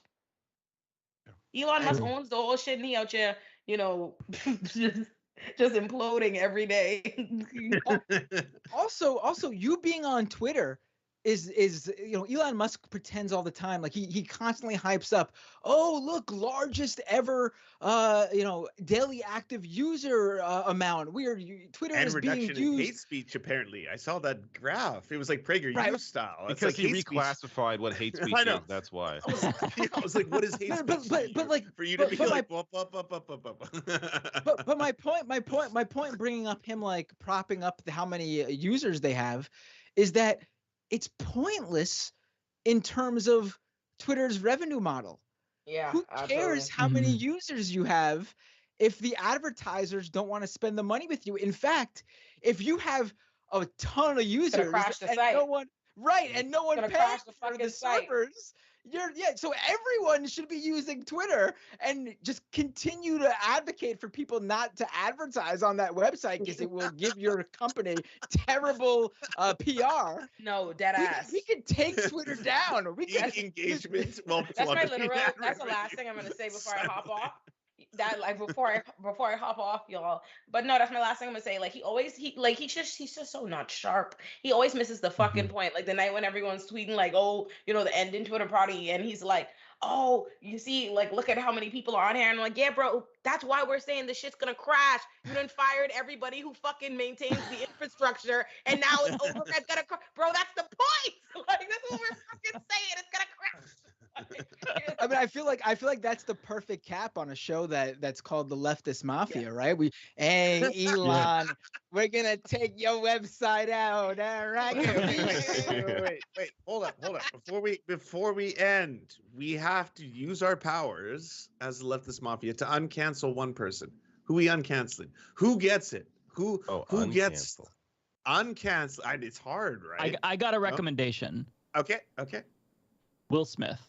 It's been enough time. Yeah, He's right. apologized. What was Will Smith canceled? What, for the slap? The whole slap thing. I mean, he's apologized by now. I think he should. I think he should be back into. I vote yay. I want to uncancel Will Smith, and then I want to propose, and we can address it next time. I propose we cancel Amy Schumer for coming out and wanting to cancel him without that bullshit she was talking about. And she was like, "Oh, I couldn't. Oh, I needed to take some time off from this." Oh God. Yeah, so cancel her. I'm with you on that. Thank you. Yep. I'm with you on that. She's been canceled in my mind since like 2014. All right, great, y'all. This is amazing. Wait, before you leave, plug your shit. Do the thing. Oh, yes. Okay. A lot of people watch. Follow me at Miss Olurin on all things, MSOLURIN. Follow me on Twitter, on Instagram, on all the things. I have a Substack called The Lurinati that you should subscribe to. I put out an essay every month. I put out one today. I just put out an op-ed in The Nation about why I'm not leaving Twitter, and neither should you. And I have an op-ed coming in Teen Vogue in like a week. Nice. Hell yeah. Yes. See ya. Who wants to go next? Oh, I got to reframe all these things now. Well, I'll be jumping off now as well, so I'll go next. I'm the Rational National. Hey, what's up? TheRationalNational.com. I'm like falling asleep in the chair right now, so you know. East Coasters. My son gets me up at like 5 in the morning. It's insane. Yeah, and at David Dole on Twitter, DOEL. You're weak. What? That Binder's a dad too. That's why he's Matt, talking I don't shit. know how. Is it coffee? Like, what do you do? How do you do I it? don't know. I drink a lot of soda. I Cocaine don't go bear? even when I'm not streaming though. I don't usually go to bed early. Maybe one night every now and then I'll crash before like I don't know 1. But I would say my normal time at conking out it's like maybe 2, 3, and then I'm up to get my kids to school probably around. Luckily, I sleep in the morning, and the partner my wife takes care of the kids and gets them ready, but I take them to school. So I'm up at like, I don't know, like 6:30, 7 a.m. So I'm not up at 5.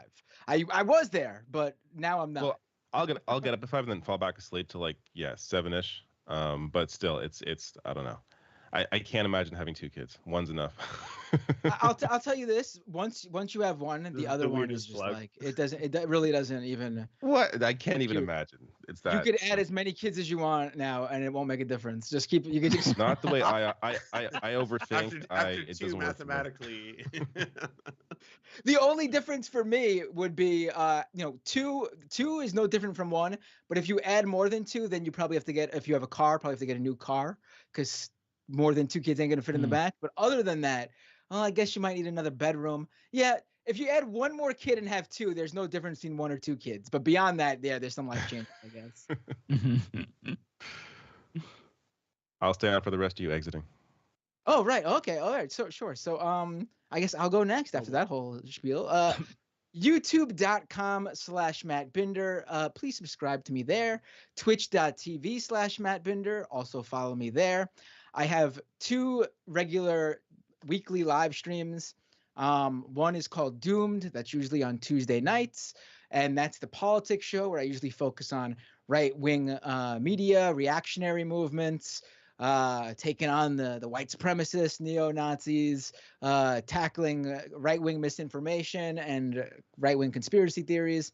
And then recently moved to Sunday nights is my crypto show, Scam Economy, one of the only 24/7 anti-crypto shows out there. So if you hate cryptocurrency and are looking for the show for you, check out Scam Economy at scameconomy.com and on those channels. And follow me on Twitter at Matt Binder, where you can join me in outing all the OK Groomer conservatives who all happen to be groomers or groomer adjacent themselves.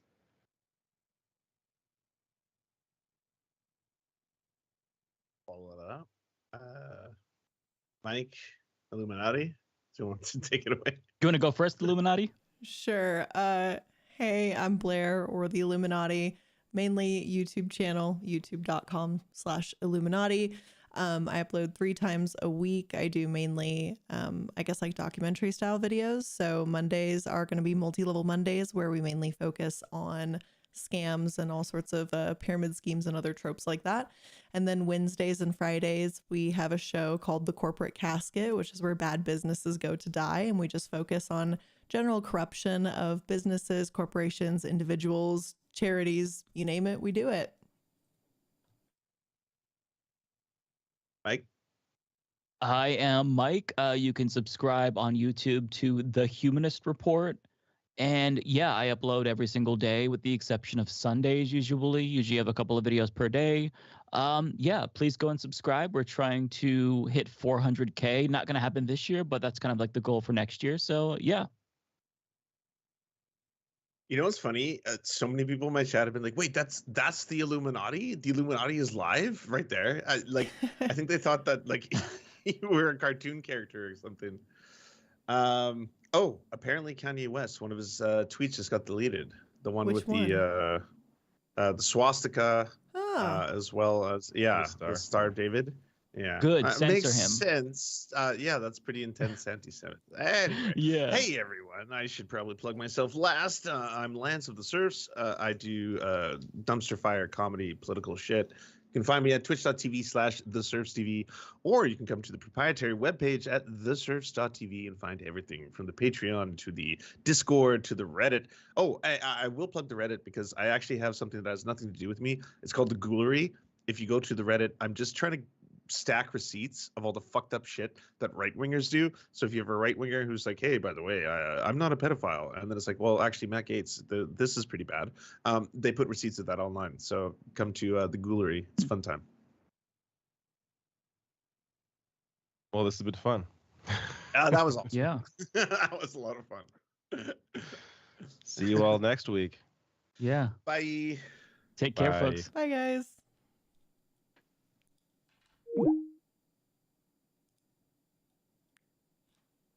All right. Well, now we're here. So, hi everybody. Let me maybe just not have this screen. Hold on. How do I change this? Is it chatting? Did I do this right? Hi. Oh, I made it too big. I tried, y'all. All right. Shoop. There we go. All right. Hi, everybody. I guess I'm just going to be here for a little longer. Proxima, thank you so much. You're the real MVP here. And I want to say thank you to everyone that's been hanging out in the stream today. I've been trying to message kind of in the chat. I'm so sorry that I'm just a little bit freaking nervous about live streaming. I think y'all know I don't do it very often. I'm not very well versed in it. And I definitely struggle with it. And Nubian is asking, are you still doing dark dives? Yes. So dark dives are going to be coming back regularly in 2023. So what we did in October was kind of a test run of dark dives. And so what we're going to be doing is starting next year. So the year is like January 2nd is essentially the first Monday of the year. And that's going to be a multi-level Monday. And then the following Monday, which I believe is January 9th, is going to be a dark dive. And we're just going to alternate dark dives and multi-level Mondays back and forth. And then the corporate casket is going to remain for Wednesdays and Fridays. Let me get some like music or tunes on in here. I realize like how deadly quiet it is in here without this. And it's a little bit unsettling, maybe. I don't know. Let me put on some... That is, oh, this is apparently Stream Beats. Let me put on some copyright free music. Oh, there we go. Sorry. But yeah, hi everybody. So yeah, so this Leftist Mafia kind of podcasty, chatty show, we're going to try and make it a weekly thing. So it's going to try to be every Thursday at 5:30 p.m. Pacific time. So I believe that's 8:30 East Coast, and here, obviously in Mountain Time, that's 6:30 p.m. I do just want to apologize that I was a little bit quiet. I was explaining it in the YouTube chat mainly that I'm just really nervous. Normally when I do live streams, which is obviously not super often, but when I do, I usually have a whole outline prepared with notes and talking points and research and stuff like that. And it's a lot for me, like my normal episodes that I record for either the podcast or for YouTube. I'm just not a very quippy person, and I get it. I think everyone on that show is like super charismatic and really talky and off the cuff and everything. And unfortunately, that's not... Like, I'm just not good at it, at least not yet. It's something I have to like learn. So I'm really sorry if I'm quiet. It's just not the easiest thing in the world for me, unfortunately. So I'm super sorry about that. But I am working on it. I am trying, and it's new for me. It's uncomfortable. And unfortunately, you get to watch me essentially be uncomfortable in real time. I hope I can grow out of it rather quickly and kind of be, you know, a little like quippier, I guess, like everybody else. But for right now, unfortunately, that's just kind of where I am. But I hope that, you know, this is something that we all continue to do. I hope that I'll be like a more productive member of the cast, I guess. I'm just, it is a different skill set, Andrew. You are correct. Andrew's just saying it's a different skill as streaming, and yeah, I'm just not phenomenal at it unless I have essentially done a lot of prep work.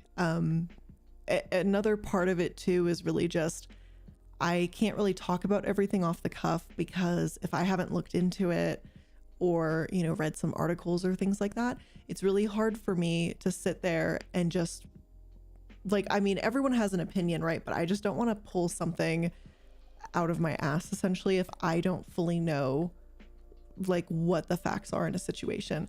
And there were definitely some things that they were bringing up today that I just did not have enough information on to form an opinion. So it becomes difficult for me to sit there and jump in, because I really don't feel comfortable jumping in if I don't have the answer, you know? So I'm happy many of you did enjoy this. Like I said, I hope this is going to be a more regular thing, and I'm hoping that it will be kind of supplemental streaming, and I'm going to try and do more of the streams. But again, I just like to have research and stuff with me. And if I don't have that, it really just makes me pretty uncomfortable. So Sorry, I'm just umming all over the place right now. But everyone there seems really nice. They seem like great people. And I'm excited to kind of get to know them better and, you know, just get to interact with them more and stuff like that. But yeah, I guess I'm kind of the quiet, awkward one for the time being right now. And that's okay, I think, for the time being.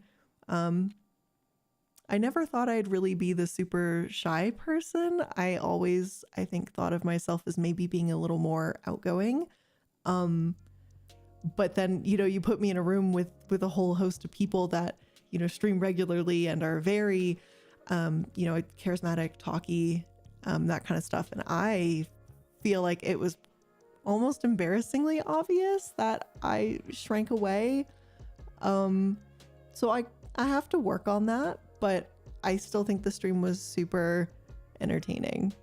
But yeah, I just kind of wanted to take a moment after everyone left the call to be like, hey, I was here the whole stream. I promise I was listening. It's just like sometimes it just feels like so many topics are moving so quickly. And by the time I've kind of looked up more information, everyone's moved on to another topic. And I'm just kind of sitting there like holding my hands. And I'm like, oh, I was too slow. And I was like, that's my bad. Sorry.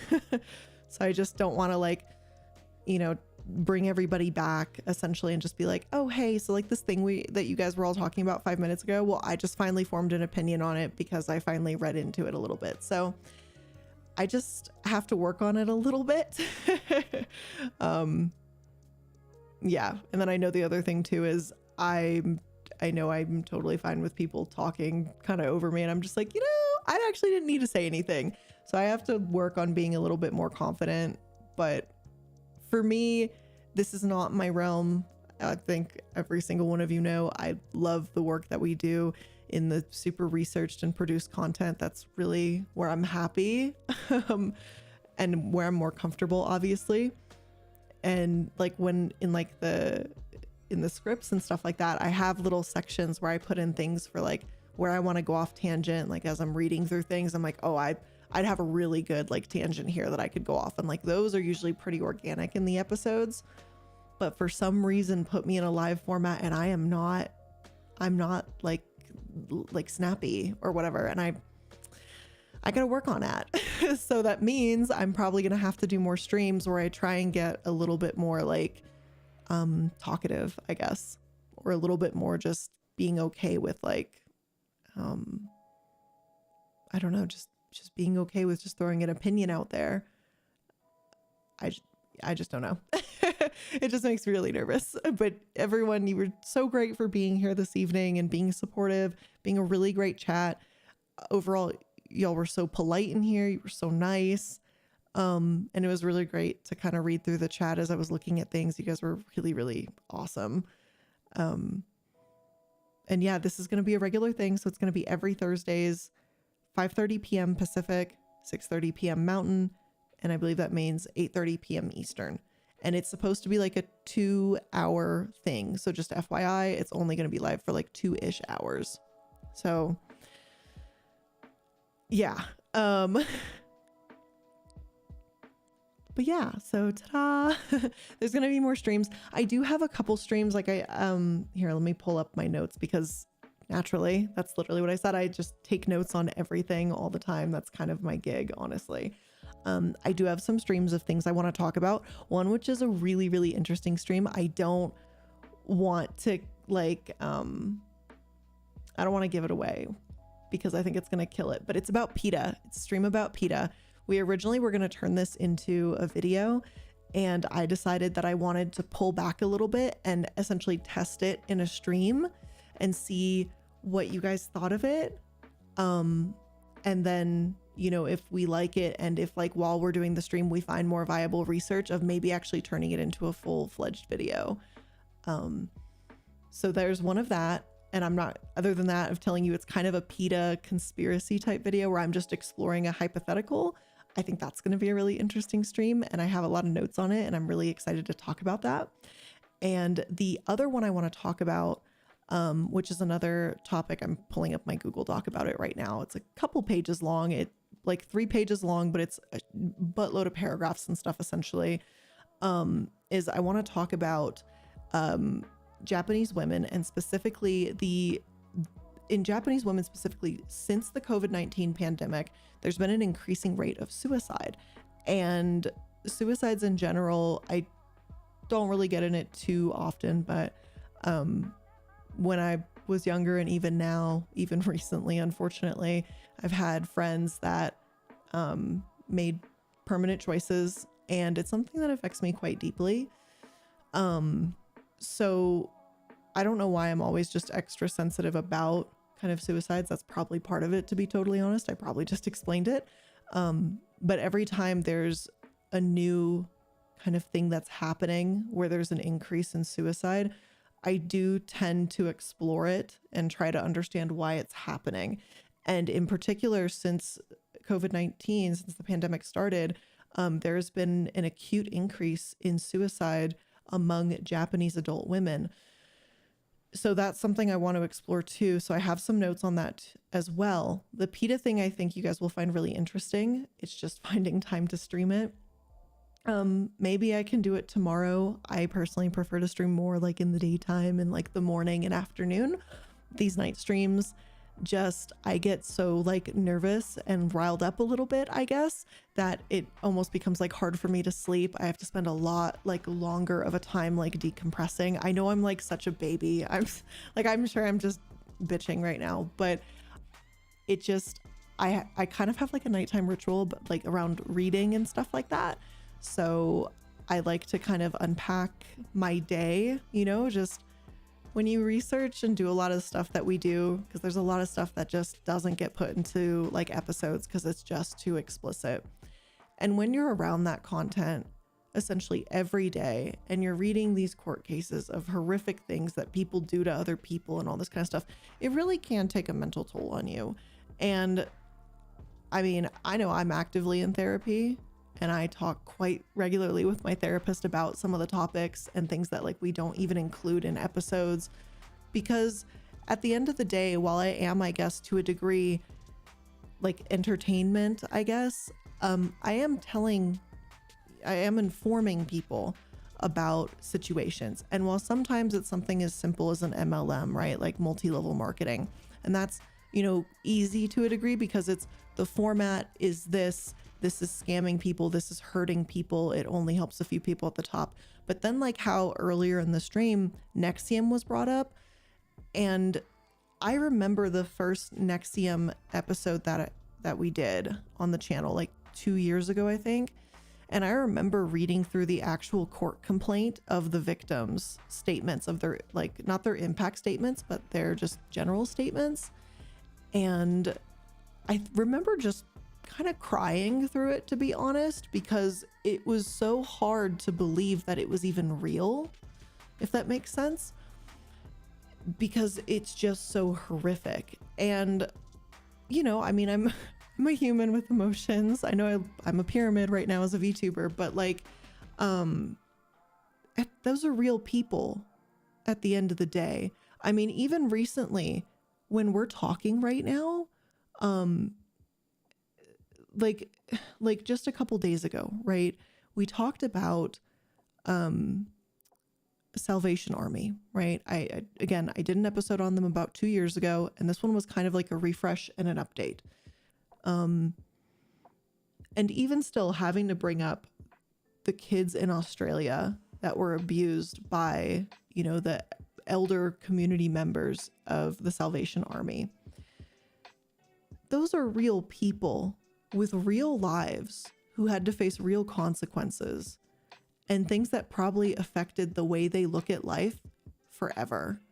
And I know this is like sappy or whatever, but those are the things that I think I really ponder about a lot. And that's part of the reason why I try to do a lot of like work and research and like even with streams and stuff earlier in the day, because it really does take me a while to decompress and fully sit there and understand the impact of what I'm talking about. And here's something I'll also say. This was very briefly brought up in kind of the group stream, and then it was just moved on from, but it's something that affects me really personally. We brought up a little bit earlier You guys know I live in Colorado, right? That's no surprise to anybody. So I live in Colorado. Obviously, you guys know where I'm going about with this, right? The Club Q shooting. I mean, I have acquaintances that are dead. I literally, as a matter of fact, was hanging out with friends in Colorado Springs that night, which is really spooks me a lot. So my friends down there told me that there was like a tiki bar that opened up, and they were like, Blair, you gotta come check this out. So I was like, okay, cool. And I'm normally like the DD anyway. I don't really like drink a lot. I'm just boring, I guess. And so we went to this tiki bar, and it was really fun, and I had a lot of great fun. And they were like, oh, Club Q's doing like a thing tonight. We should go to Club Q. And we're like, okay. So I was literally driving to Club Q that night, and it was probably around maybe 10:30, 11 o'clock, somewhere around there. The shooting started at about 11:39. And one of my friends in the car essentially was like, I'm hungry. So we stopped at Waffle House to get waffles. But I should have been there. And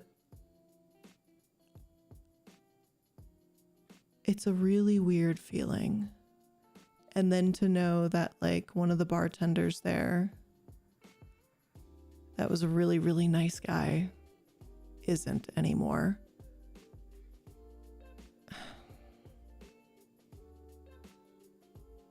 It's a hard thing to process. You know, and I don't just say it's a hard thing to process because I was physically literally nearby there that night. But even if this was somewhere else, right? My feelings like when the Pulse shooting happened in Miami haven't changed from the way I feel right now in terms of the hurt around it. You know? And I don't really know how to describe that. The feeling of someone hating you and your community so much that they're willing to do these horrific things. I don't know. I know like in the stream, and I don't want to say this to like be mean to anybody on the stream, so please don't take it that way. I'm not trying to be like, oh my God, how could you not be more sensitive? I am a sensitive person at the end of the day, okay? Like I am, okay? You can call me a baby, a softie, a whatever. Fine. I am those things, and I accept that, and I'm okay with that. But I don't know. I don't see anything wrong with being sympathetic and feeling sad and saying, no, like, let's talk about the victims in this. Like, let's talk about the families' lives who were impacted by something like this. It's okay. Like, I get it. It's like a punching point or something sometimes to make a comment about, oh my God, there's more dead gay people. But those are all real people who had real lives, real friends and family. This is mainly the reason why I don't like to do a lot of my research and streams and stuff late at night, is I get my head wrapped up in stuff like this, and it just makes me so incredibly sad. It does. I just honestly, I hope I never lose this kind of sensitivity. I know, again, I'm like a big sap, whatever. I'm never really gonna apologize for it though. I just think it's a constant reminder that we're all human. I don't know. It's just Robbie says sometimes you have to hate back kindness for weakness. Well, and there are like the shooter, I can say I hate him. Do I want him like killed or something? No. But I hate him, and I hope he spends a very miserable rest of his life in jail. And it's weird to see all these people suddenly talk about, you know, my state, my Colorado. I've seen the comments before when I talk about, you know, other states and other cities, and I always see the comments where someone's like, oh my God, Blair's talking about my city, or Blair's talking about my state. And I get that feeling too when I see this kind of shit on the news. I'm right there with you, because at the end of the day, we're literally all just human. And it fucking sucks, you know, because everyone else has such an emotional connection to that place, right? In Colorado, when I hear about, oh my God, a shooting at Club Q, a shooting at a King Soopers, a shooting at a Planned Parenthood, like, those are real places that I know. Like, I know, like, I've either been there or I know of them. And it's uncomfortable. And then when you just see people that just don't say anything about it and they just treat it as it's just a news cycle story for the next 48 hours, like, I get it. That's what it is, I guess, in the mainstream. But I don't know. I guess it just hurts to me. Sometimes I don't fully have my words figured out all the way, and I'm sorry about that. It's part of late night Blair. I don't know. I'm hoping what I'm saying makes sense. Maybe I am just being a little too whatever, but I hope what I'm saying makes sense and resonates with at least some of you. It's something that really has to be taken into consideration, especially when you have a public voice, I think is the point I really want to get to. And I hope that I never change being this type of person. Because even if that makes me more sensitive, more sad, more depressed, I still think it's important to share those stories and talk about those things. Because being aware of the atrocities of what humans can do is part of how you learn and grow and improve your community. Right? There's that phrase, like, those who don't know history are doomed to repeat it, or something like that. I think the same applies to a degree. That if we put our heads in the sand and choose to not pay attention to what's going on in our communities, in our countries, in our world, then we're doomed to repeat the horrors of the past that we like to say never again. And, you know, sometimes it sucks to talk about those things. Sometimes those things that happen are really, really, really horrific things.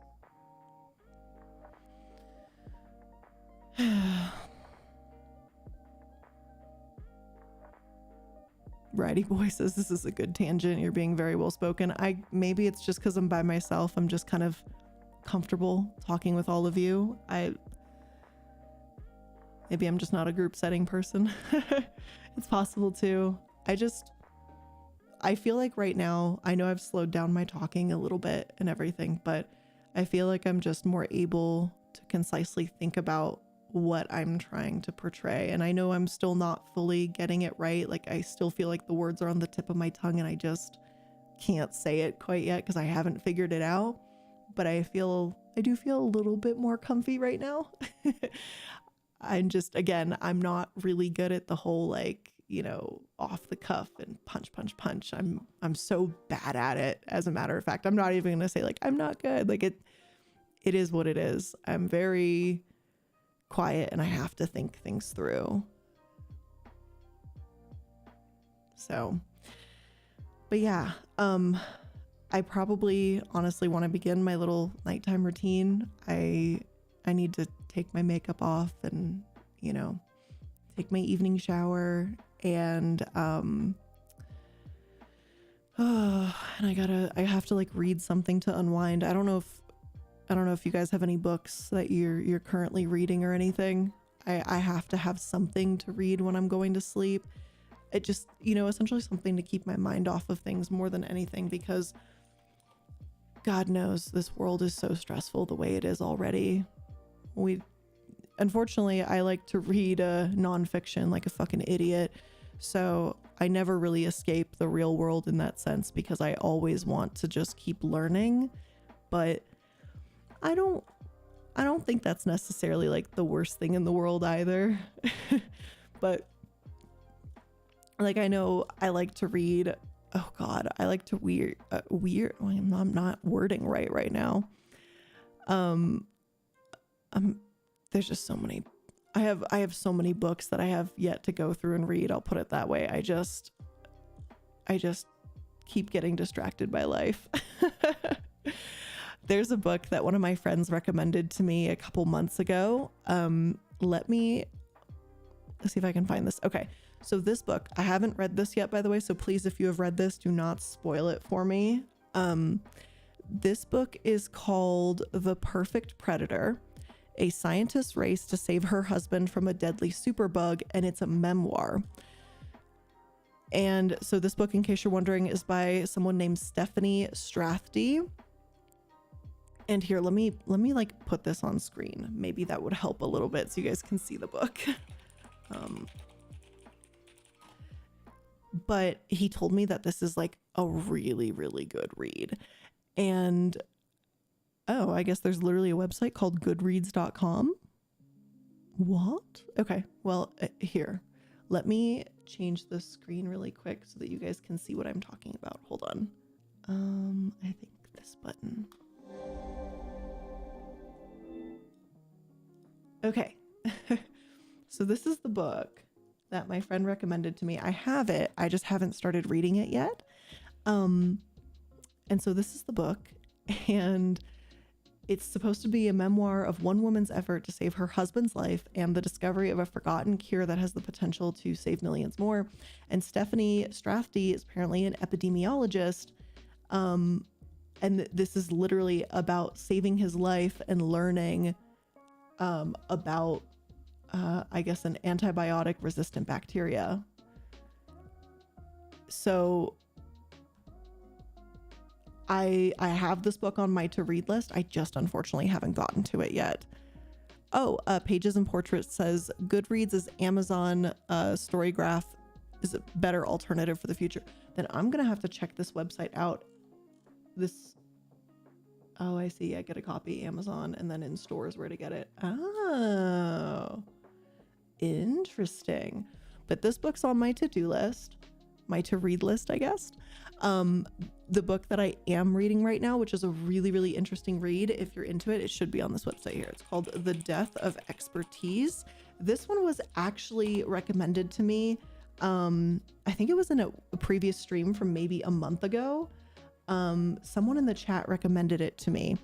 And so I've started reading this book. I'm only about 50 pages in. So again, if you've read this, please don't spoil it for me at all.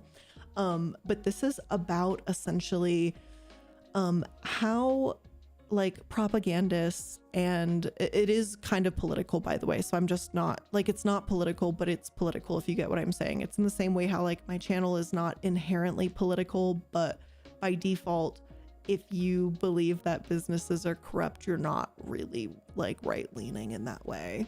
So, so this book is essentially all about how, like established knowledge, right? How you discredit, like actual people with knowledge authority. So like professors, journalists, like people like people who are smart, who are experts in their field, like doctors, epidemiologists, like, you know, all of that kind of stuff, right? And this book talks about how when you tear those people down and essentially discredit their body of work and research and what they do, how you can essentially give rise to, I don't want to say fascism, but essentially to unstable like dictatorships and ruling ships and stuff like that, and how you dumb down your population as a consequence, which by dumbing down the population makes them more susceptible to be able to fall for propaganda. It's a really interesting book so far. I'm not super into it in terms of like length. Like I said, I'm only like 50 pages in or something. But this is a really, really good book so far from what I've read. OMG, I can't think of this book, but there's a book I think you would absolutely love. I'll put it in Discord. Yeah, please put it in Discord when you find it. It's about redlining and white flight and oppression. That sounds like a really interesting book too. There's also a book that I've read this book like many times, and I refer to it like I have never referred to it, I guess I should say, in my episodes, but it's a book I think about a lot, and it's one of the books that really gets me thinking when I'm trying to understand like why people do what they do. So this book is called Evil, a Primer, this book. And I originally got this book, I think back in maybe 2010 or something, and my copy's like super tattered and crap like that now. I really like this book. And it's just, yeah, it's the history of evil through the lens of looking historically and then looking politically as to why people do the bad things they do, or why people in power do the bad things they do. And it's more of an exploratory question of asking why. Like, why does this happen? And I've always found this to be a really, really interesting book. It's one I've gone back and read multiple times. I really do recommend it. I don't mean this stream to now turn into a little bit of a book stream, but I guess here we are. But yeah, The Color of the Law. Let me look that up on here. The Color of the Law. Is it, which one is this? Oh, by Richard Rothstein. Okay, so it is this one. A Forgotten History of How Our Government Segregated America. This sounds really interesting. Okay, so this book, groundbreaking history of the modern American metropolis.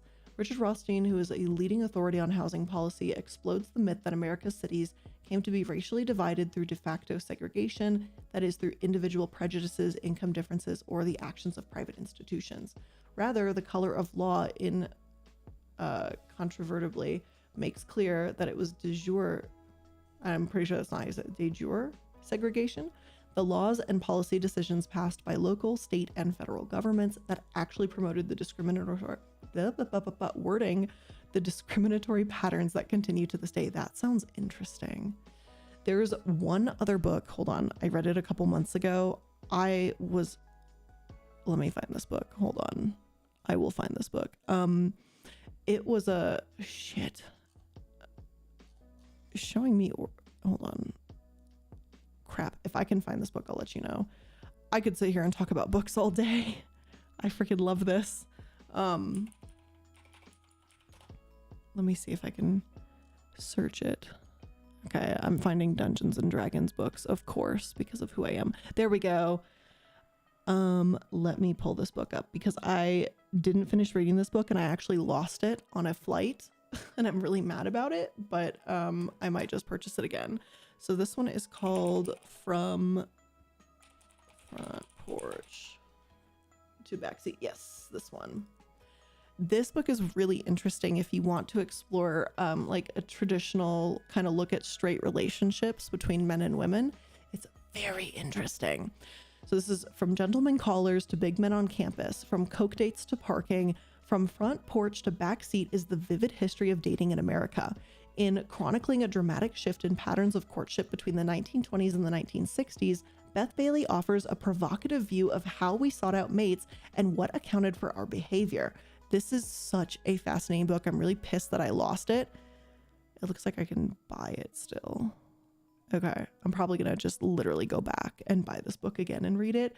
It is such an interesting take. I have got to say, it is just so darn fascinating, honest to God.